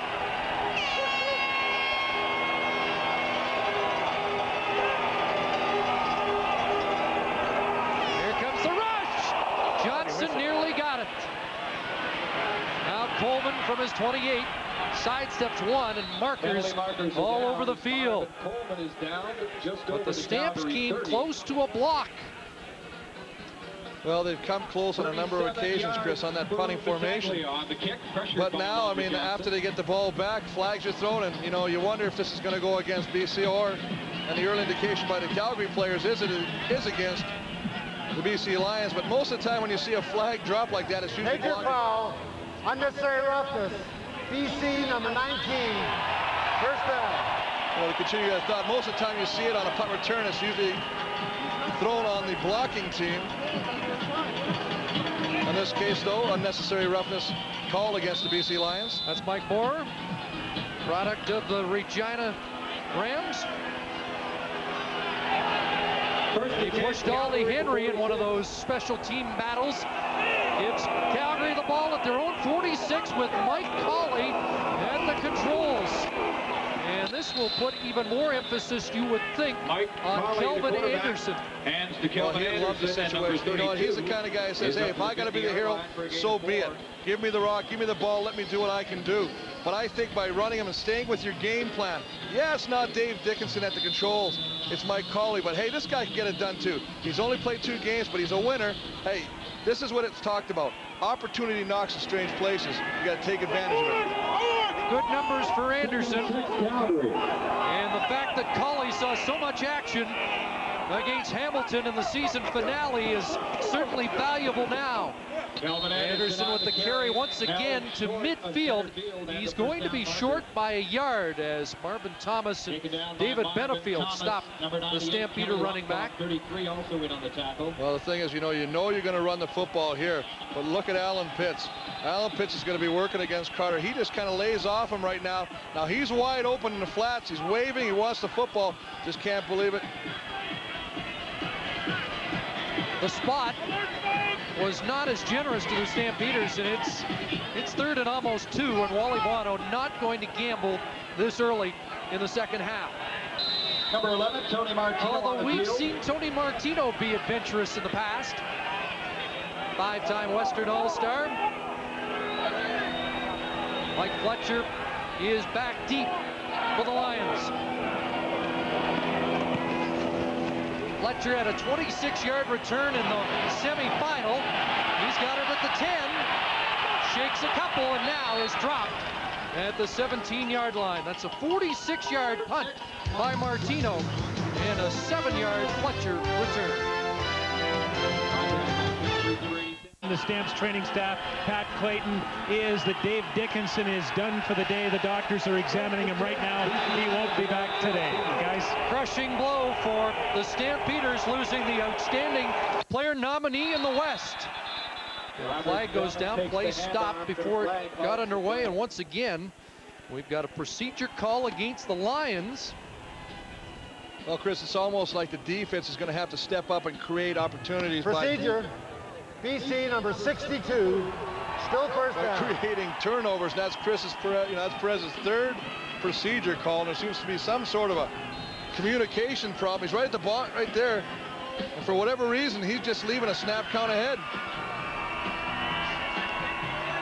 That is, again, the third time today for a Western All-Star. Usually reliable. Now it's a 1st and 15 situation. Stampeders pinning their ears back as Allen drops back to pass. There's Jimmy Oliver, and he's going to be dumped at the 17-yard line. A nice job of Eddie Davis following him all the way across the field, which is not an easy task when you're tracking down the likes of the speedster Oliver. Just a little screen pass to the slot back coming across the middle, play action pass. He's going to step up in the pocket, just throw it over the middle. Nice job of just getting there, getting the man, but as you say, the closing speed, the tackling, Eddie Davis brings him down after a short gain. Bring up 2nd and long. 2nd and 10. They got back to the original line of scrimmage. They were 2 and out in their first series for the first time today, and an incompletion here intended for an open Don Blair. And the reason that's such a big defensive stand, Chris, is now they're going to have to punt from deep in their own end. That's going to allow the Calgary offense to have good field position to start this drive. And if you want to build confidence in a guy that's going to come off the bench, you want to give him every opportunity. And sometimes that means give him the breaks, give him good field position to start the drives. Well, Louis Pasaglia once had to pull it down, and a second time on his first punt of the second half nearly had it blocked. Let's see if Calgary goes after them again. Well, only one guy back, Chris. So I think they're coming after Louis.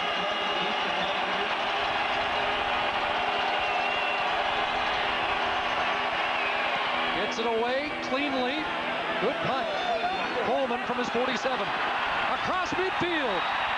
And Marvin Coleman down at the BC Lion 47-yard line as Colley and the Stamps go back to work. Looking for an all-purpose tire like the Goodyear Wrangler RTS? Come to Canadian Tire. We've got what you need to get away.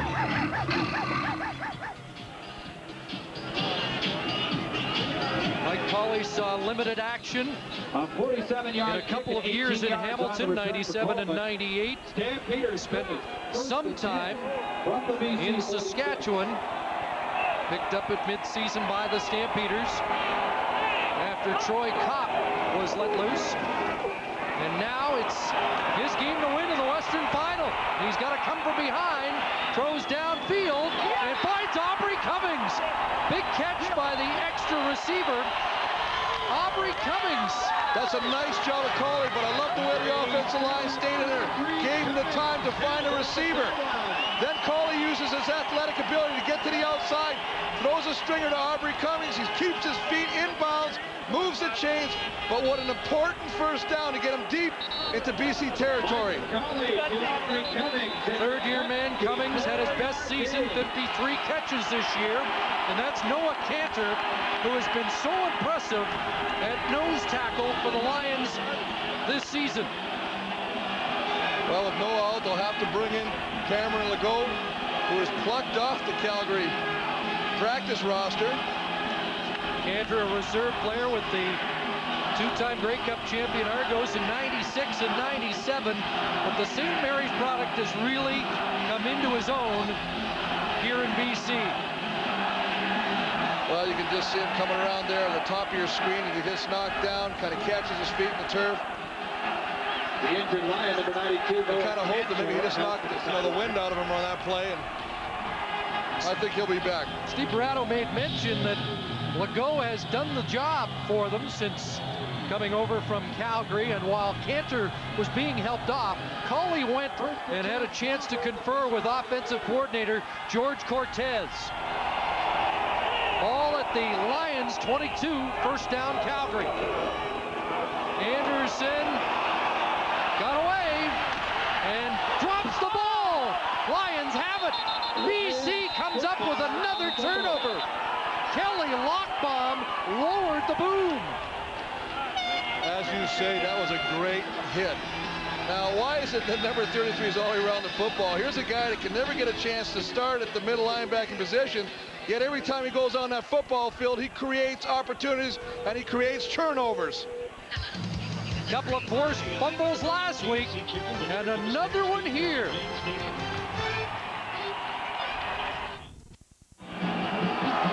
Just the third fumble of the year for Kelvin Anderson, but the 5th turnover of the game for Calgary.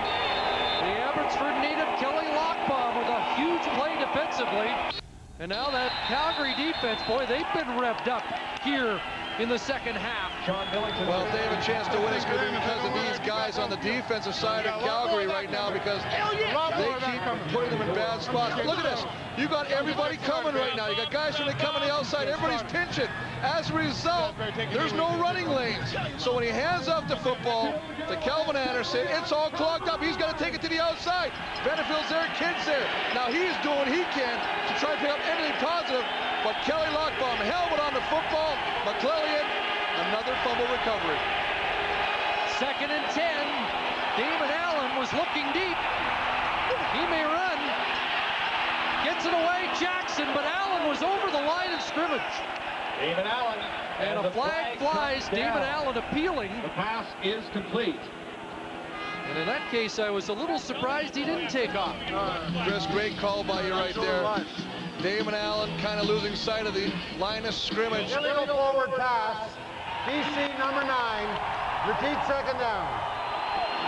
He was so focused on trying to find a receiver open that he just kind of started drifting toward the line of scrimmage. Just going to step up in the pocket, little pump fake, moves up. Now he's watching. He's looking for somebody to come open. As he sees him, he steps up and crosses the line of scrimmage. As a result, an illegal throw.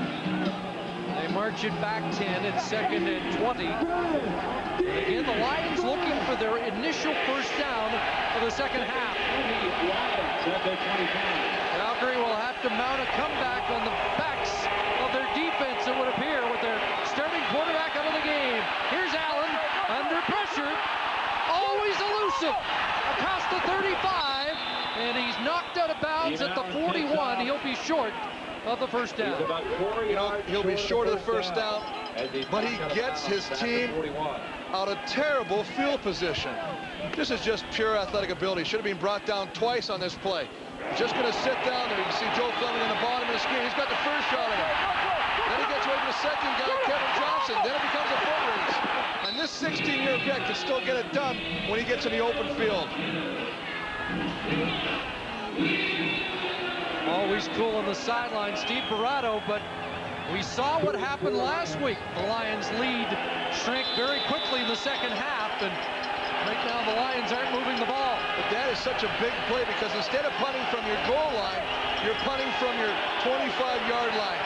That is an immensely big play by Damon Allen. See if they go after Pasaglia again. Well covered, but a poor punt. And it kicks out.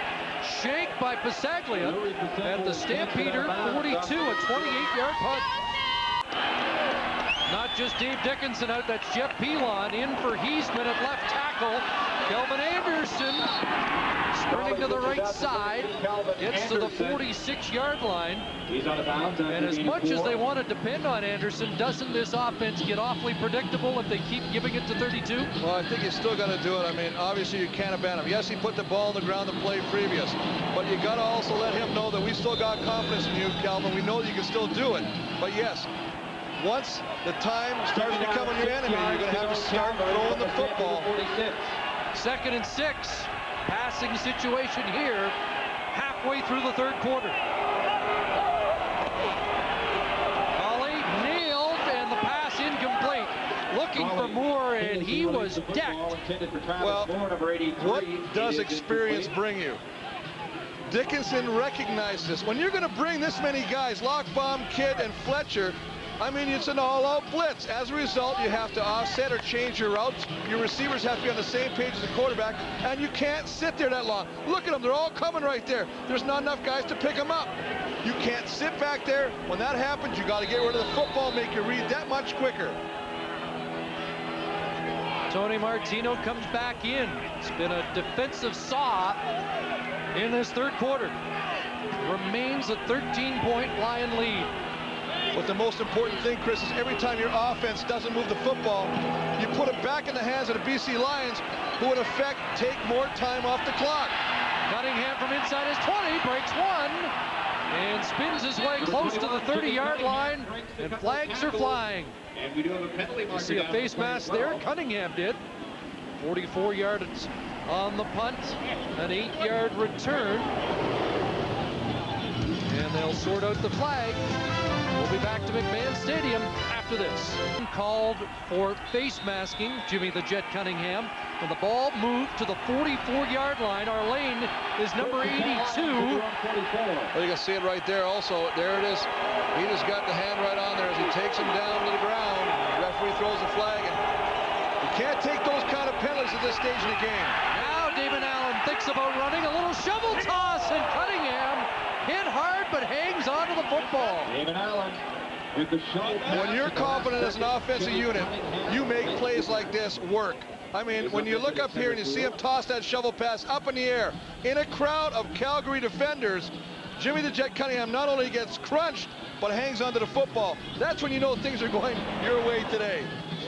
Damon Allen that time seemed to be straddling the line of scrimmage. No call. Cunningham had a touchdown in the first half. He had a touchdown in the Western semifinal. The 55.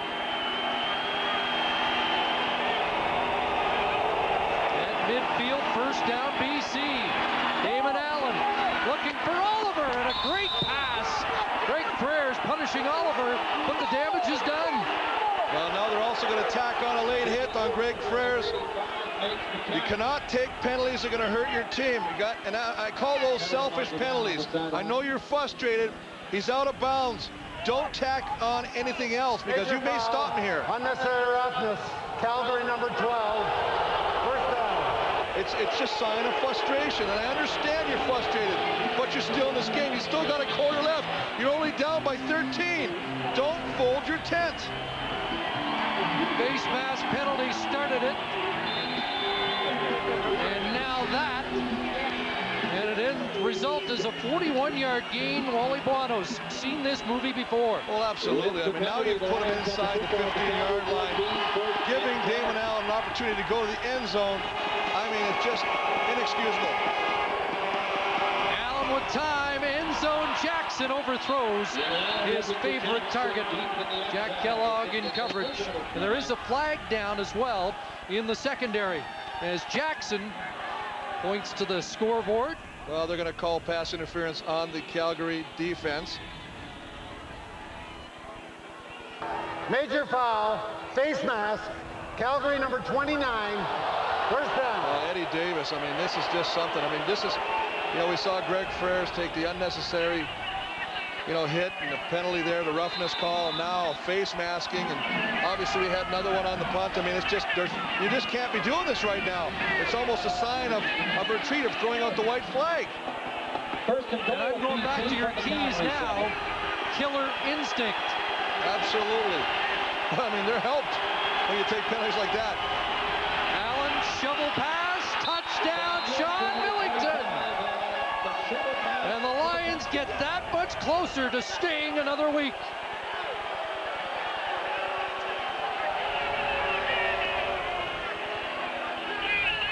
Well, that's what happens. You put yourself in a situation close to the goal line, albeit aided by penalties.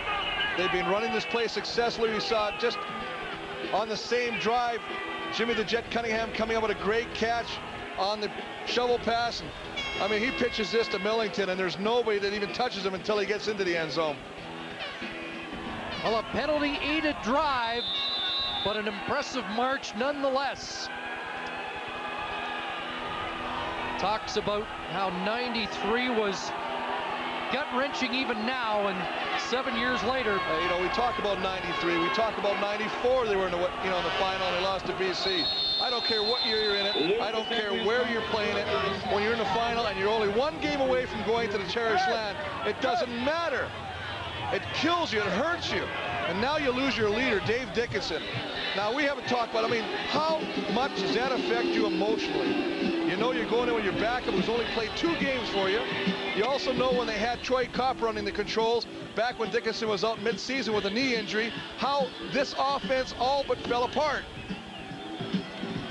Calgary lost only 1 home game this year, and that was when Dickinson was injured, Labor Day game. Well, I think there's another one. I mean, they're undefeated, as you said, in the pregame, 9-0 in these uniforms. So, I mean, that's another thing that's in serious jeopardy with a 20-point lead. Quite a contrast on the sidelines right now. 31-11 for the BC Lions. It's called confidence on one side, self-doubt on the other. You're starting to question yourselves. Now's the time where you test your mettle. You pull together as a unit saying, you know what, we got 14 minutes left. If we have any chance of getting there, we've got to do it now. We can't wait any longer. Again, Anderson out of a formation that has given Calgary some trouble on kickoffs. Marvin Coleman will try again, and flags fly as he gets across the 30-yard line. Well, Carl Kidd caused that penalty. He just beat his blocker, Darryl Hall, down the field. Hall had to clip him in the back. As a result now, whatever return Coleman gets is negated. And now the Calgary offense starts deeper. Calgary number 4. First down. And these are all-star guys. Eddie Davis, Greg Frères, Darryl Hall, perhaps not an all-star this year, but a perennial all-star, and they're making the mistakes. Well, absolutely, Ed. No penalty is a good penalty, but they're even magnified more at critical times. And this is, I mean, when the game's on the line, these are all terrible times to get it. There's Dave Dickinson, done for the day, and his team looks like it may be done for the season unless Mike Colley can rally a remarkable comeback. Throwing downfield to Bo Richter, and he can't bring it in. Central McClellan in a duel with the rookie Bo Richter. And Chris, you talked about this earlier. You talked about Calgary coming in this game thinking they were going to get a lot of zone coverage. BC said, we're going to mix them up a little bit. We're going to do a lot of man because we feel that these guys have got enough athletic ability to go one-on-one with their receivers. I mean, there's obviously, it all starts with the pressure up front. They get called to the outside. He throws off his back foot. But the coverage at the end is there. You can see. Well, Bo Richter's got to come up with that catch. I'm sorry. He has tweaked the ankle again, is getting attention at the bench. 2nd and 10. 4 minutes left. Drop ball, and Colley has to pick it up and scramble. He dropped it again and got, fortunately, a quick whistle. Oh, that's a very quick whistle because it all started with a bad exchange between the center and the quarterback, Colley. He fumbles the ball, picks it up, and then tries to scramble for whatever he can, and fumbles the ball again. And as you say, Chris, very, very fortunate because that ball realistically could belong to the BC Lions. You see, it was out of his hands before he hit the ground. That was a very gracious call for the Calgary Stampeders. Colley unable to produce a first down for Calgary in this 3rd quarter. And a fumble by Anderson, compounding the problems. Jimmy Cunningham slipped, but gets it across midfield. Jimmy Cunningham on the return. 26 to play in the 3rd quarter of the Western Final. 37 on the kick for Martino. Looking for a winter tire like the Michelin Arctic Alpine? Come to Canadian Tire. We'll get you wherever you want to go.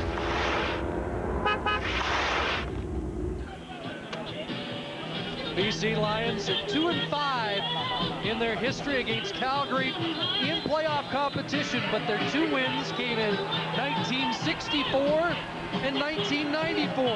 And in those 2 years, the Lions roared to the Grey Cup. You know, Chris, I also thought there was an interesting stat we looked at yesterday, that a first-place Western team has never gone to the Grey Cup. So the curse continues, maybe, in 13 more minutes. Certainly looks like it. Look at Allen weave out of traffic. David Allen, another display, and he doesn't like the term, Chris, that he's in a zone. But Damon Allen looks like he's back in that 1987-93 zone. He is the most charitable man you ever talked to. He doesn't like to talk about himself, doesn't like to talk about his accolades, what he does on the field. But look what he does. I mean, the offensive line, they give him the protection early. He does the rest on his own. Great athletic ability, finding the zone, as you say, breaking it. And you know what? Every time he gets a first time, he puts another nail in the coffin of the Calgary Stampeders. You can see the expression written on the faces of the Calgary defenders. That was Jeff Traversy. 1st and 10. Allen looking deep. Incomplete as he nearly spun Robert Drummond. Matched up against Darrell Hall. Killer instinct, baby. That's what it's about. And I tell you what, they're not content with the 20-point lead. He's going downtown. And as you say, this ball is on the money. It's a nice throw. He's got one-on-one coverage with Darrell Hall. Robert Drummond just can't come up with the catch. He knows it. It was a great throw by Damon Allen. It is right there. So Allen on the money. And he has been more than a handful. He's been a headache for Mike Roach today, the Stampeder defensive coordinator. 2nd and 10, and Allen running the ball like a guy half his age, 37 years of age. He has run for more yards than any other quarterback in CFL history, and he just moved the chains again. You know what? You gotta love it. You gotta love it. The man never gets the respect he's due. This is a great player that we're watching right now. 16-year veteran, only 41 yards rushing against Calgary in 2 games. Didn't even rush the ball once the last time they played. Here he comes now. He knows when the game is here. They're in that area. He's just starting to do whatever he has to do. I'll throw it. I get a little seam. That was a planned call. That was a quarterback draw. Boom. Bust it up. Keep the drive alive.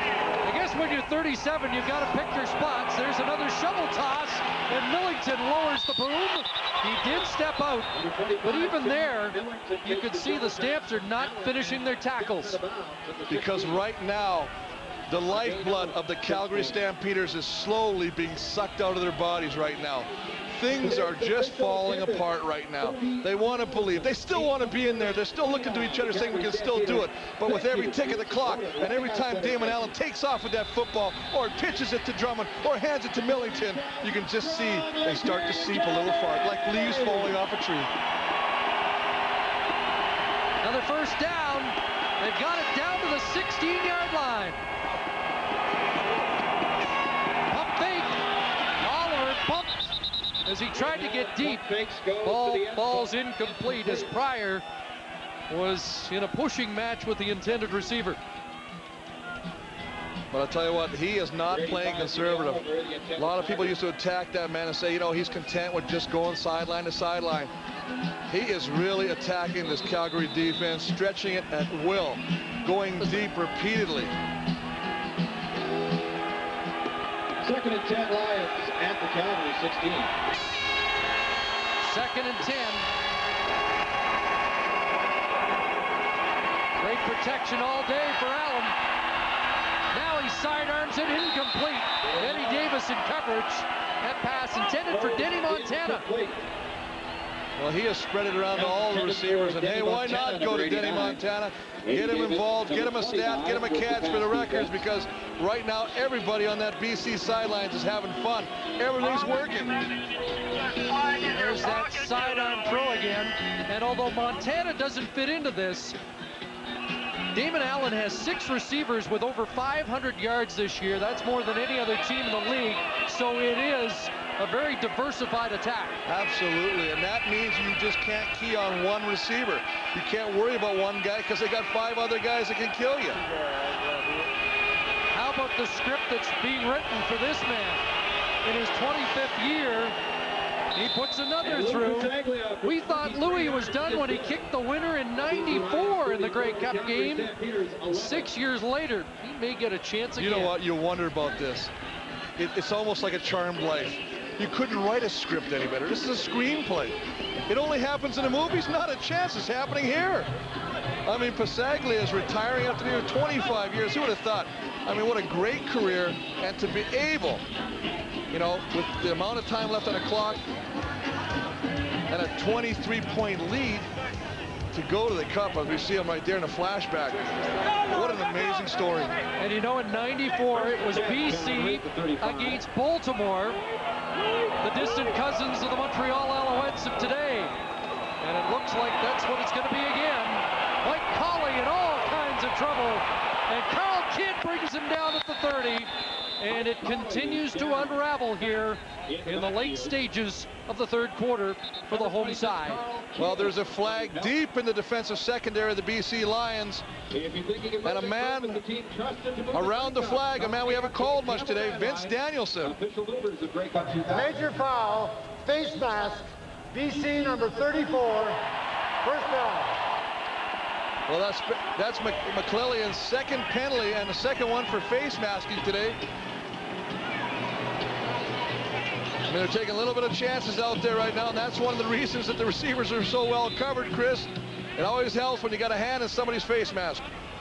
And you can see right there, working against Vince Danielson, a man we have not talked about at all today. Gives them a first down at the 50. Flag flies, play is stopped. Somebody jumped early, and we'll have one more play in the third quarter. This is going against Calgary. You know, bringing up Danielson. Procedure, Calgary number 64, still first down. That's the newcomer Pilon. In there for Heisman at left tackle. But prior to the game, the Stamps coaches were saying, we think today the slots will have a big game against the BC defense. It is a team that has a history of great production out of the slots, but this year it's been more the wideouts. But today, Pitts and Danielson have been silenced. First and 15, Colley throws, batted down in front of Travis Moore by Central McClellan. Mike Colley passes incomplete. Well, at the end of the quarter, the fans are screaming for a pass interference penalty, but McClellan again making the right play at the right time. 5-yard line across the middle. There's Vince Danielson. Danielson down to the 30. He could score. Finally brought down at the 11. Nice read. Way to get your man. The slot backs, you just mentioned that earlier, Chris, that we thought they'd have a big day. Nice job of getting the ball to Vince Danielson and Alan Pitts, his partner, down the field. Throwing a block, trying to spring him even farther. Well, he just comes across the middle there. Nice catch, finds some open field. Trying to get around some blocking and takes it down to the 11-yard line. Bo Lewis saves a touchdown, 44 yards for 88, whose birthday just happens to be on Grey Cup Sunday. Colley, Aubrey Cummings down to the 3, and again they can make a first down without scoring. It'll be 2nd and 2. Well, they're going to bring the big boys in right now. The short yardage team, Fleming, Mark Pilon, Dwayne Ford back in the ball game, Scott Regenbold, the big boys. Well, this would provide a jolt of adrenaline and maybe a new dose of conviction. A much-needed injection of confidence. Somebody late getting into the fray for BC. Mano a mano, Anderson. I don't think he got there. As he was stacked up, Marvin Thomas at the bottom of that pile defensively. Marvin Thomas and Noah Cantor just go underneath and keep their legs. They get lower than the offensive linemen. Here's the three-quarter stats. I mean, 313 net yards to 149. 26 minutes to 19. Anytime you have the ball, that means the other team's offense doesn't have it. And obviously the big one right there, 5 turnovers. That'll come back and haunt you. 3rd and 1. As they reload in the trenches.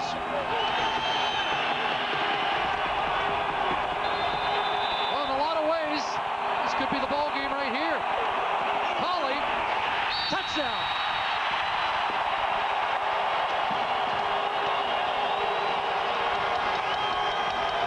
changed it up a little bit, Chris. They took the double tight ends out.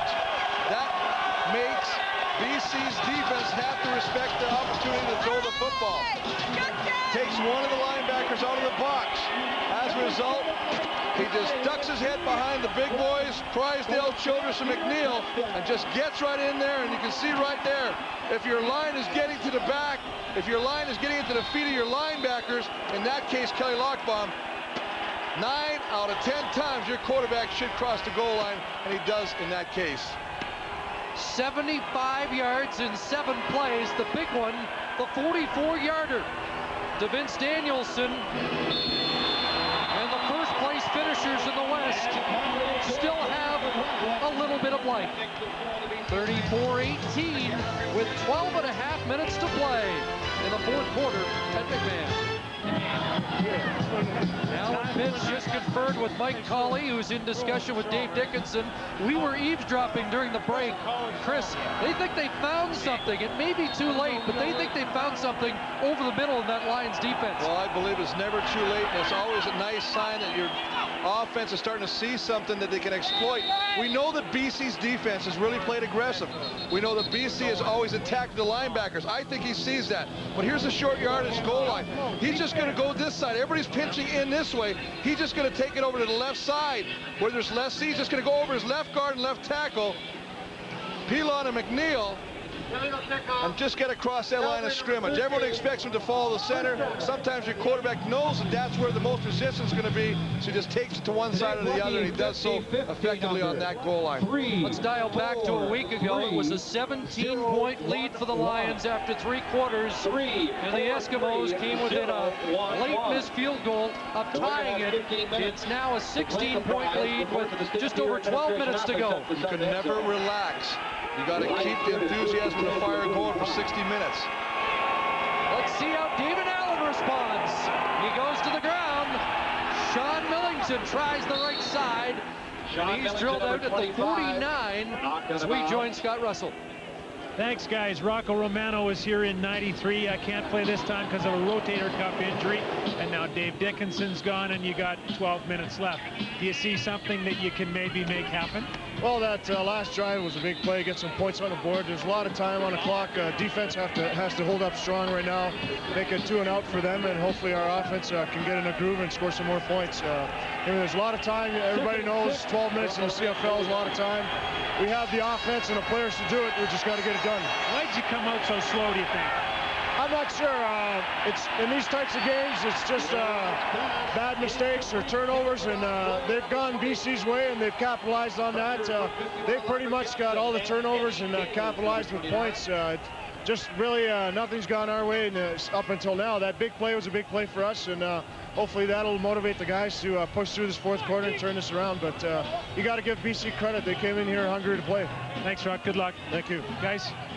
Well, that last scoring drive has stoked the fire of the defense. You saw Alondra Johnson turn the heat up on Damon Allen. Well, you heard Rocco say we need a 2 and out, and that's what they did. They forced BC to punt, giving their offense another opportunity. Lions have been very careful in their punt alignment. After a couple of near blocks, they may get one here. Close again. Off the side of Pasaglia's foot. And immediately Coleman down at the 27. Kevin Johnson came close that time, but the wily veteran gets another one away. Next Saturday, we'll get you in the mood for the big game with a replay of a Grey Cup Classic, the 1976 game. And then Grey Cup Sunday, our coverage begins at 3:30 Eastern, 1:30 Mountain. The 88th Grey Cup game begins at 5:30 Eastern, 3:30 Mountain. We know Montreal will be there. And there is Alan Pitts, we just mentioned, eavesdropping at the Calgary bench. That is the area they think they can exploit. Well, the reason they can do that is that we see that Calgary's offense is going to go into the fire offense. It's calling the signals, not allowing BC to send in their defensive signals, is because BC's defense is becoming very aggressive as they have all day and attacking with the linebackers. There's a lot of room behind the linebackers. Still over 10 minutes to go. First down, Colley at the helm. And that pass incomplete. Intended for Aubrey Cummings, who's made a couple of catches this afternoon. Well, they're all playing tight, and that's what they're going to do. And Cauley has recognized that. You heard him say that. He's seeing some things. Look at everybody's up here. Now, here's the zone they're going after right there. With everybody so tight to the line right now, they're going to come underneath right there. You can see them coming back into the middle. 2nd and 10, Calgary at the Stampeder 50. 2nd and 10. At the 50-yard line with 4 receivers to the right side. Cauley steps up, nearly lost it. Now takes off with it, and he's got a first down.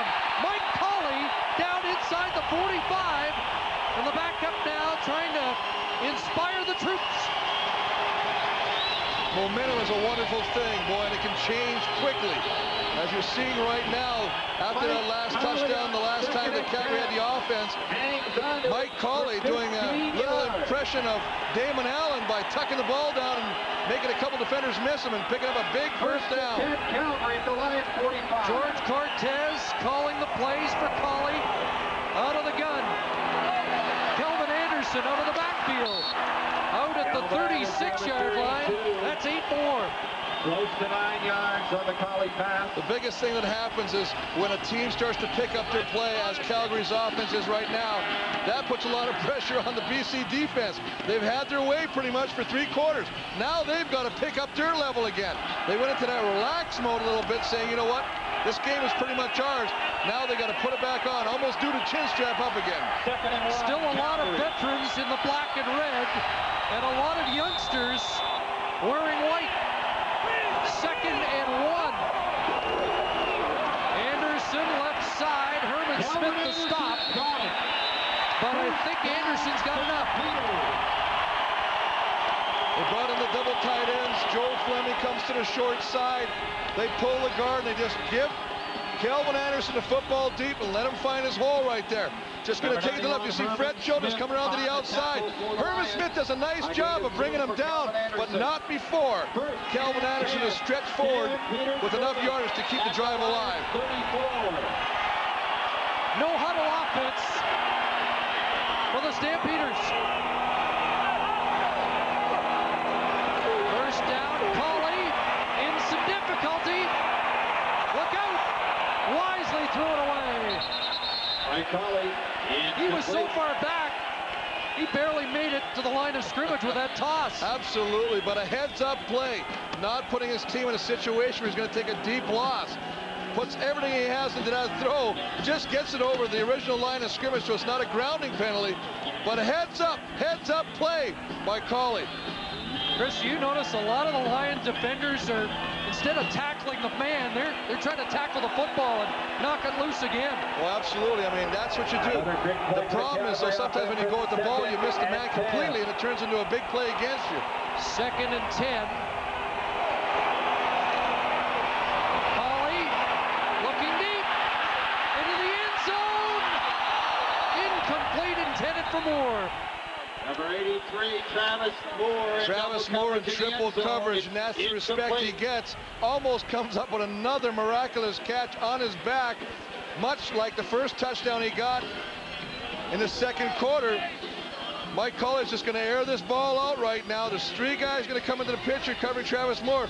He just falls down and almost comes up to him, and it looks like the last defender, Bo Lewis, just causes enough distraction that doesn't allow Travis Moore to come up with that catch. Mark McLaughlin trying to lower the deficit to 13. This will be a 41-yard attempt. Just under 8 minutes to go. And McLaughlin, the hero at 98, delivers. That is a big field goal, Chris. Right now, you are 2 converted touchdowns away from taking the lead. Back at McMahon Stadium, there's our internet address, cbc.ca. Don't forget to dial in, log on, and send us your nomination for the CFL on CBC Player of the Year. Do that soon. We're back. Go, guys. And the BC Lions go back to work on offense. 10 unanswered points for Calgary. Donnie Blair, oh, he's hit hard, but hangs on near midfield.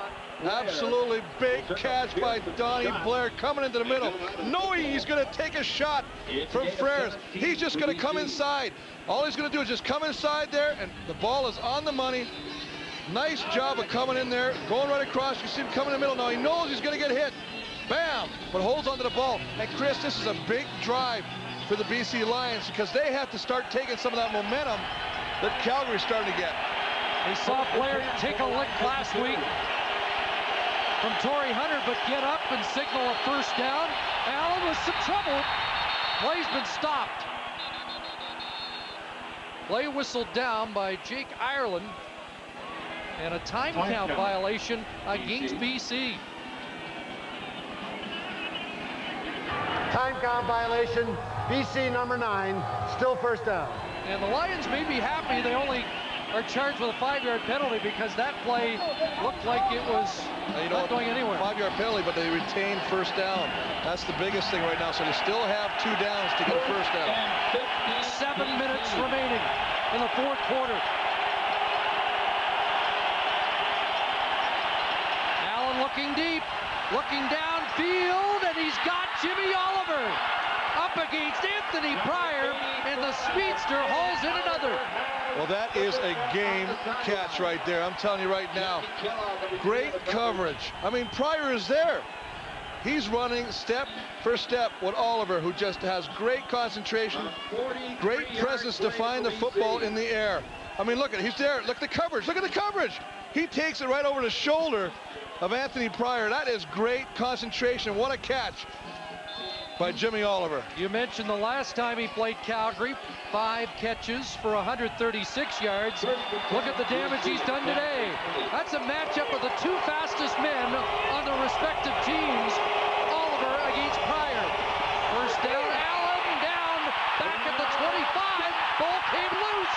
Calgary says they've got it. Now the argument will be, did the ground cause the fumble? Was he down?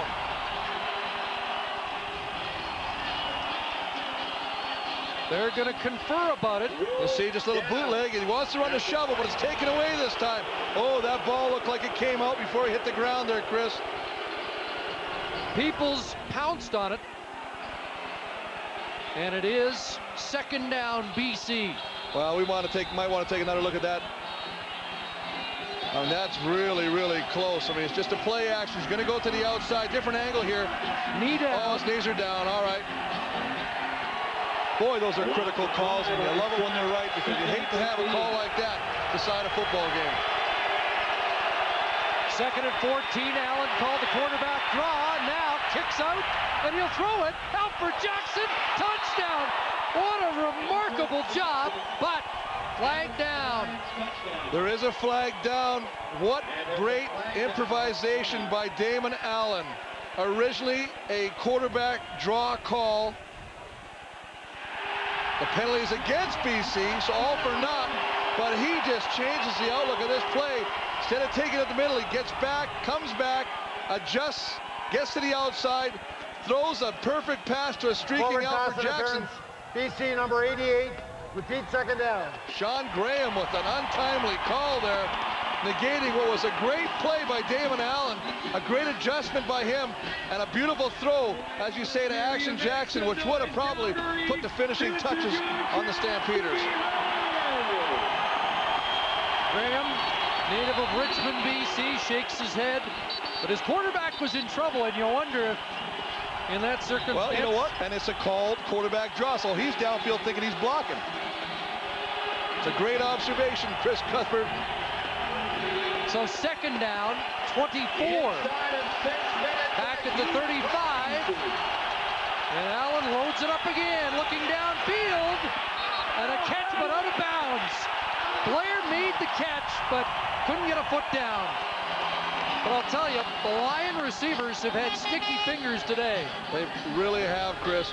And the thing that I've been most impressed with is, and I don't want to keep beating this term to death, the killer instinct, the ability to still go vertically down the football field, the ability to keep challenging these defensive backs. This time trying to go down the field, stretching the defense to Donnie Blair. LaFon Williams, the rookie, with coverage. Nice catch by Blair, but out of bounds. Now it's a 13-point lead. Pisaglia makes this. It becomes 2 touchdowns and 2 two-point converts. And Wally Buono wants to call a timeout. Another crucial moment from 42 yards. Are they going to get it? From the 42, Nussmeier the holder. And Louis nailed another. Why is this guy retiring? From 42 yards. That is the question. 46-year-old Louis Pisaglia. 37, the Calgary Stampeders 21. It's easy to let the little things slide, but not your family's safety.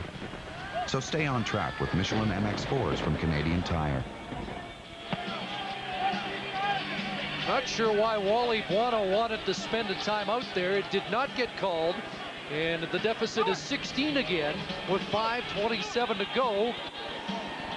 But there is still hope. Well, on that sometimes you Calgary make bench. that call if you don't have enough players on the field or there's a breakdown, or maybe just to make Louis think about the kick. He realizes the importance of that field goal. You would think, though, having to come from behind, that timeout will be valuable for Mike Colley to use. Calgary has scored on its last 2 possessions. Colley throwing, Alan Pitts complete at the 51. They have come alive and they have found number 18 and number 88. Pitts and Danielson, and Mike Colley screaming out directions right now. He knows that the way to beat these guys right now is to go to fire. Look, he just goes inside, comes back in the middle, right in front of Derek Lewis with a nice catch. Pitts with only 6 catches against BC in the regular season. Colley in trouble. He throws it up, and it's picked off. Eric Carter has his second of the game, and that one couldn't have been easier. That was a horrible decision, and you hate to say that. The guy has really come out, played like a trooper, started reading the defense, making the plays, Mike Colley. But you know what? When you see the pressure, almost like we watched Kahari Jones do last week under pressure, you don't throw the ball up. These are backbreakers. Now the pressure's going to come on him, so he throws the ball up. But look where it ends up. There's nobody around right there. Alan Pitts is initially going to be there, but even he can't catch up to that throw. And that, you know, it's a surprise, Chris, because we saw Colley make such a great decision before when he was about to get sacked and throwing the ball out of bounds, you know, not putting his team in a hole. And this one, he tries to force it. That's one of those situations he just tried to make something happen. 6th turnover of the game for Calgary. And now Millington, short yardage. Well, that really is a big play in the fact that it allows BC to look at the clock now and really see the clock. I mean, they're always watching the clock, but when you got the lead they have now with 4:02 and clicking, they know that it's so close. The Holy Land is almost there. Under 4 minutes to go. 2nd and 10 for no gain, and it's 2nd and 10 from the 45.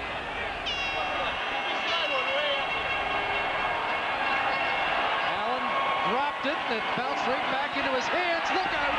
David Allen snowed under by Ray Jacobs, and the defense does a huge job backing them up to the 34-yard line. A loss of 12. A loss of 12 and nowhere for Damon Allen to go. No openings. They all came on. The whole defensive line was in his face. He looked like he could scramble or something. Very lucky that he gets seriously injured when you got a guy of Ray Jacobs' stature coming over the top trying to take your head off. And Chris, although the odds are getting longer, there's still over 3 minutes to go. And the defense gets the ball back for Calgary. The defense did their job. All they can do is go out there and force BC to punt away that football, to give their offense another opportunity to try and score some points. They did that. Now it's all in Mike Colley's hands again. 22. Unless the Stamps can do something on special teams. Absolutely, they have come close. Saglia quickly gets it away. Coleman on a dead run across midfield and into Lions territory. 3:19 to go.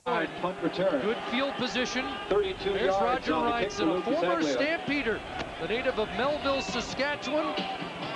Always a key player on special teams.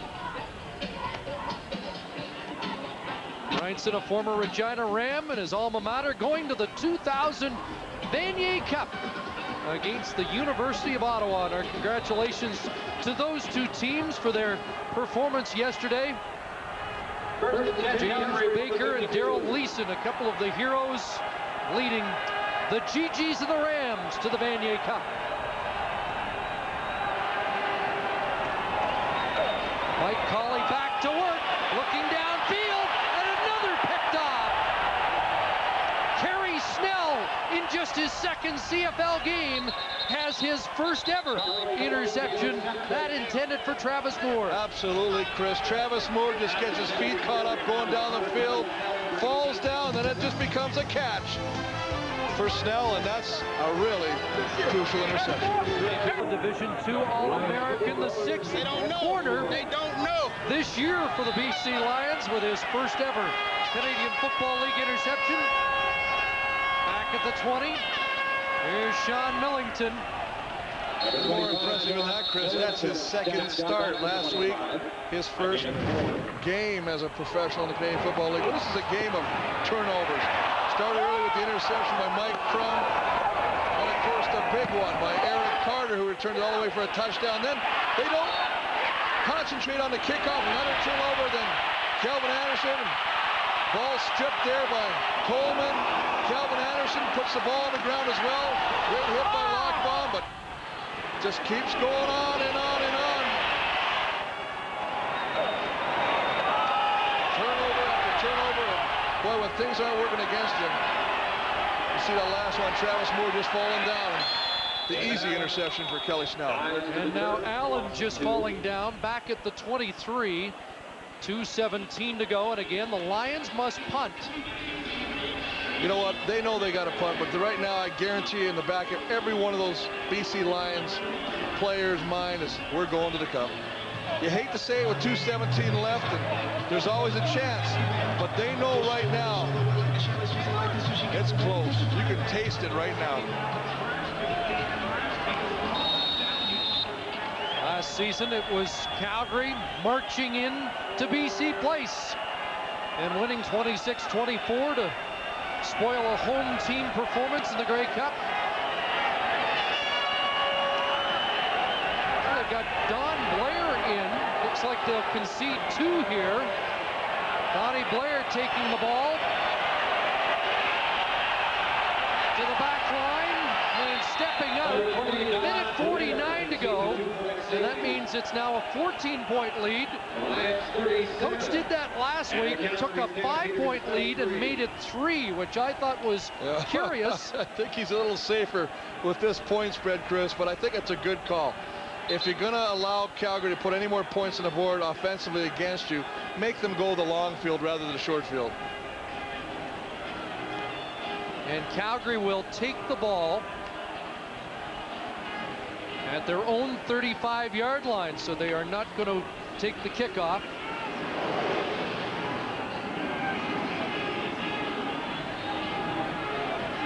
Let's go back to 94, the final play of the game. McManus to Flutie, maybe the most famous Lions play ever. That shocked McMahon Stadium.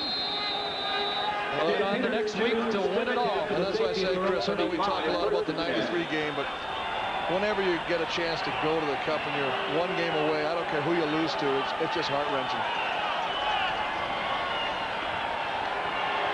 Mike Colley back in there and missed both pits. And Travis Moore, I believe, it fell in between them. Pitts showing frustration now. Minute 43 to go. The Montreal Alouettes beat BC twice this year. They were dandies, though, 35-25. And on September 29th, 29-28, in that game, the Lions were leading most of the way. And it was a crushing loss for the Lions, one that Steve Barrato talked about yesterday being a tough hurdle to overcome for their team. But obviously, they put that behind them now. Here's Colley on the run. Travis Moore was behind everybody, but he couldn't get him the football. And now they're down to 3rd and 10. You know what, Chris? A lot was made before this game about the inexperience of the secondary, the BC Lions. I ran into an old friend of mine, an old teammate of mine yesterday. I mean, he played with us, and he's helping out coaching right now with the BC Lions. He phoned Barato, asked him if he could come back, help out coaching. Done a great job. Ken Haley, an old teammate, said, I think I can help you with your secondary. Looks like he has. He actually has, hasn't he? 3rd and 10, a last gasp. Pass is complete, and it is a first down. Danielson needed to break that tackle to move the sticks, and he did.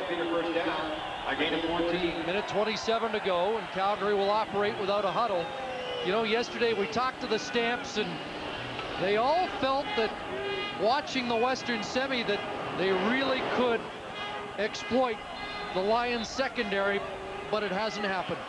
No, they've really done a good job on defense of being aggressive, of getting after the quarterback, much like that play, sacking him behind the line of scrimmage. The Herminator. But I mean, these are coverage sacks, Chris, and you got to give credit to the secondary and the linebacking crew of the BC Lions. This is a very inexperienced crew, but they've all come, they're great athletes, and that's what Barato says. He says, we got guys there, they don't have a whole lot of game time, but they're great athletes. And we feel if we put them in the right situation, we can be successful. Mike Crum has flourished since Barato took over. Here's Colley over the middle, and another picked off by Carl Kidd. Make it 8 turnovers in the game. And that's the 3rd interception tossed by Colley, and you can now officially start the celebration. Well, you better start the celebration with 1:06. You can basically run the clock out. You see the bomb celebration just comes across right in front of Danielson. And you know what? When your things are going good, Chris, and your defense is playing that well, and they're taking chances, and they're getting positive results with the chances, we're seeing guys leave. They're coverage guys helping out each other. We saw Eric Carter leave his man, coming key interception and return for a touchdown. Carl Kidd, same thing right here. He sees it, he reads the quarterback's eyes, leaves where he's going, and comes and makes another interception. None of the confusion that we saw at times last week. Number 25, Sean Millington. And now Sean Millington and the Lions will grind it out. I'll tell you what, this is a team on a 4-game winning streak. I mean, they've won, let's talk about this, they've won 2 on the road. They went into Edmonton, tough place to win. They've come into Calgary, almost impossible to win. I mean, it's phenomenal. They've won 5 of 6. The only loss was in a shootout here in Calgary by a touchdown. And now Allen around the end. And if the game was in doubt, he would have put the shoulder down, I think, and come close to a first down. But BC's going to the Grey Cup. The underdogs. Come here, Kelly. Where are we going, big dog? Well, first thing we do is get them the hell out of our locker room. Our locker room, because we're going to the Grey Cup. Oh, and that will be so painful for the Stampeders once again to have to vacate their own room and give it up. And you're looking at that man right there, Chris. We talked to him yesterday, and he wears his emotions on his sleeves, and he was saying to you, this might be it. I mean, how will this impact his decision, whether he wants to come back? So close, so many times, only to have it pulled repeatedly from him. I mean, what's going through his mind? I mean, AJ, a great linebacker, ambassador for the Calgary Stampeders, one of the most punishing hitters in the CFL. Clock running. Got him here. Just over a half minute to go. And they'll squeeze out every second now. Charlie Taft's team started slow, but the Alouettes rallied from behind. The other team with 12 wins in the CFL this year started slow, but they never found their form. They lost their starting quarterback. Taking the delay of game. 21 seconds to play. You know, Chris, losing your starting quarterback is definitely a factor. But turnovers, I mean, you can't have 8 turnovers and expect to walk away a victor in a game of this magnitude.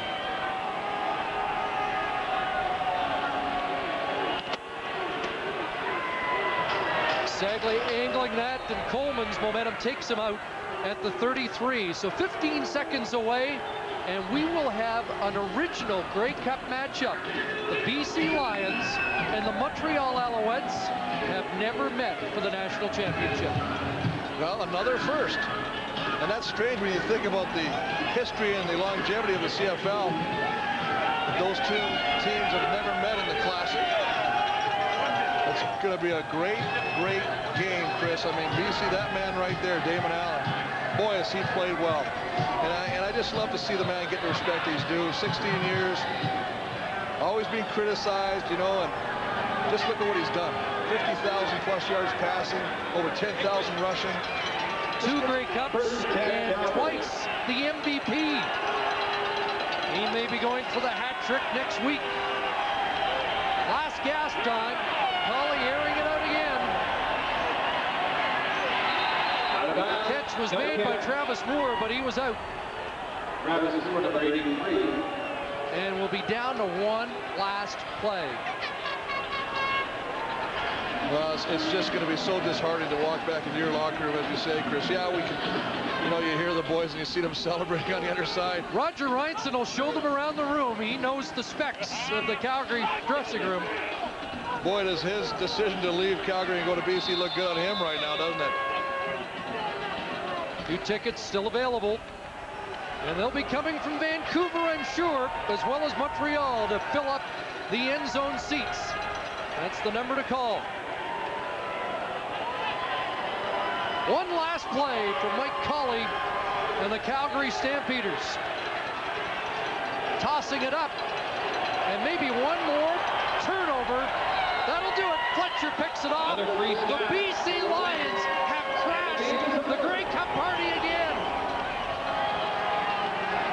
And they will beat Montreal in the 2000 Grey Cup Classic. Let's go down and join Scott Russell.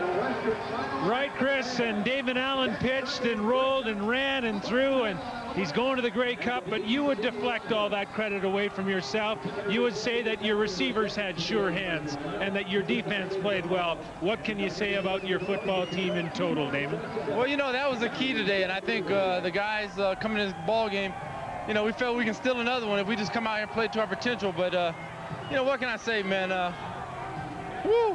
I thank the Lord today because it's something that, you know, I prayed about always and talked about perseverance and, you know, stay strong and just keep my focus on what we want to achieve this year. And we did that today as a football team. And I think it just showed, you know, our resilient seed to come out here and still win in Calgary. Damon, congratulations and good luck in the Grey Cup in this very city. Well, we got one more to go, but I'm sure thankful that we finished this chapter. And like I said before, last week we shook half the world, and this week we shook the other half, so we shook all of Canada today. Thank you, Damon. Good luck. Right. Damon Allen of the BC Lions, and they win at 37-23 over the Calgary Stampeders today. They're going to the Grey Cup, and we'll return to McMahon in a moment. The victors go the spoils. The Western Conference champions are the BC Lions as they defeat the Calgary Stampeders here at McMahon Stadium. And a big part of that victory was Louis Pasaglia, 5 for 5, 2 at 42 yards. Chris Cuthbert said, "Why is this guy retiring?" How did it feel? It felt great. We felt good all week. We've been feeling good for about a month or so. Every game we knew we can play with anybody in this league, and those losses earlier in the season, during the middle part of the season, helped us build some character. We were close in a lot of games, but we didn't win, but we never gave up. And all week long, we worked hard to show ourselves and show the rest of the country that we've got a good football team. Your quarterback won't take any credit for this, but do you marvel at this guy? He should. He's probably one of the all-time greats, and if people don't admire him now, they're going to miss a guy that's put on a great show for a lot of years, and he deserves a lot more credit than he does. They marvel at you both. Good luck to you in the Cup, Louis. It's going to be fun. Yeah, Louis Pasaglia of the BC Lions. And here is Mike Pinball Clemens as you see Louis Pasaglia walk away. Mike, what kind of a football game was this for you to watch? Well, this was just incredible. And Louis Pasaglia is picture perfect. He is Destiny's child. He is meant to be here. And Damon Allen, he may be the best ever to play his position. I know that's a strong statement, but when you look at what he's done, he's 37 years old, and he practically led this team on his own today. Not to mention that he has the most yards passing and the most yards rushing of any quarterback in history. The BC Lions came into this football game with a little bit of momentum. They had done very well at the back end of the season. But I must ask you, what happened to the Calgary Stampeders aside from Dave Dickinson going down? Well, I think turnovers was the key there.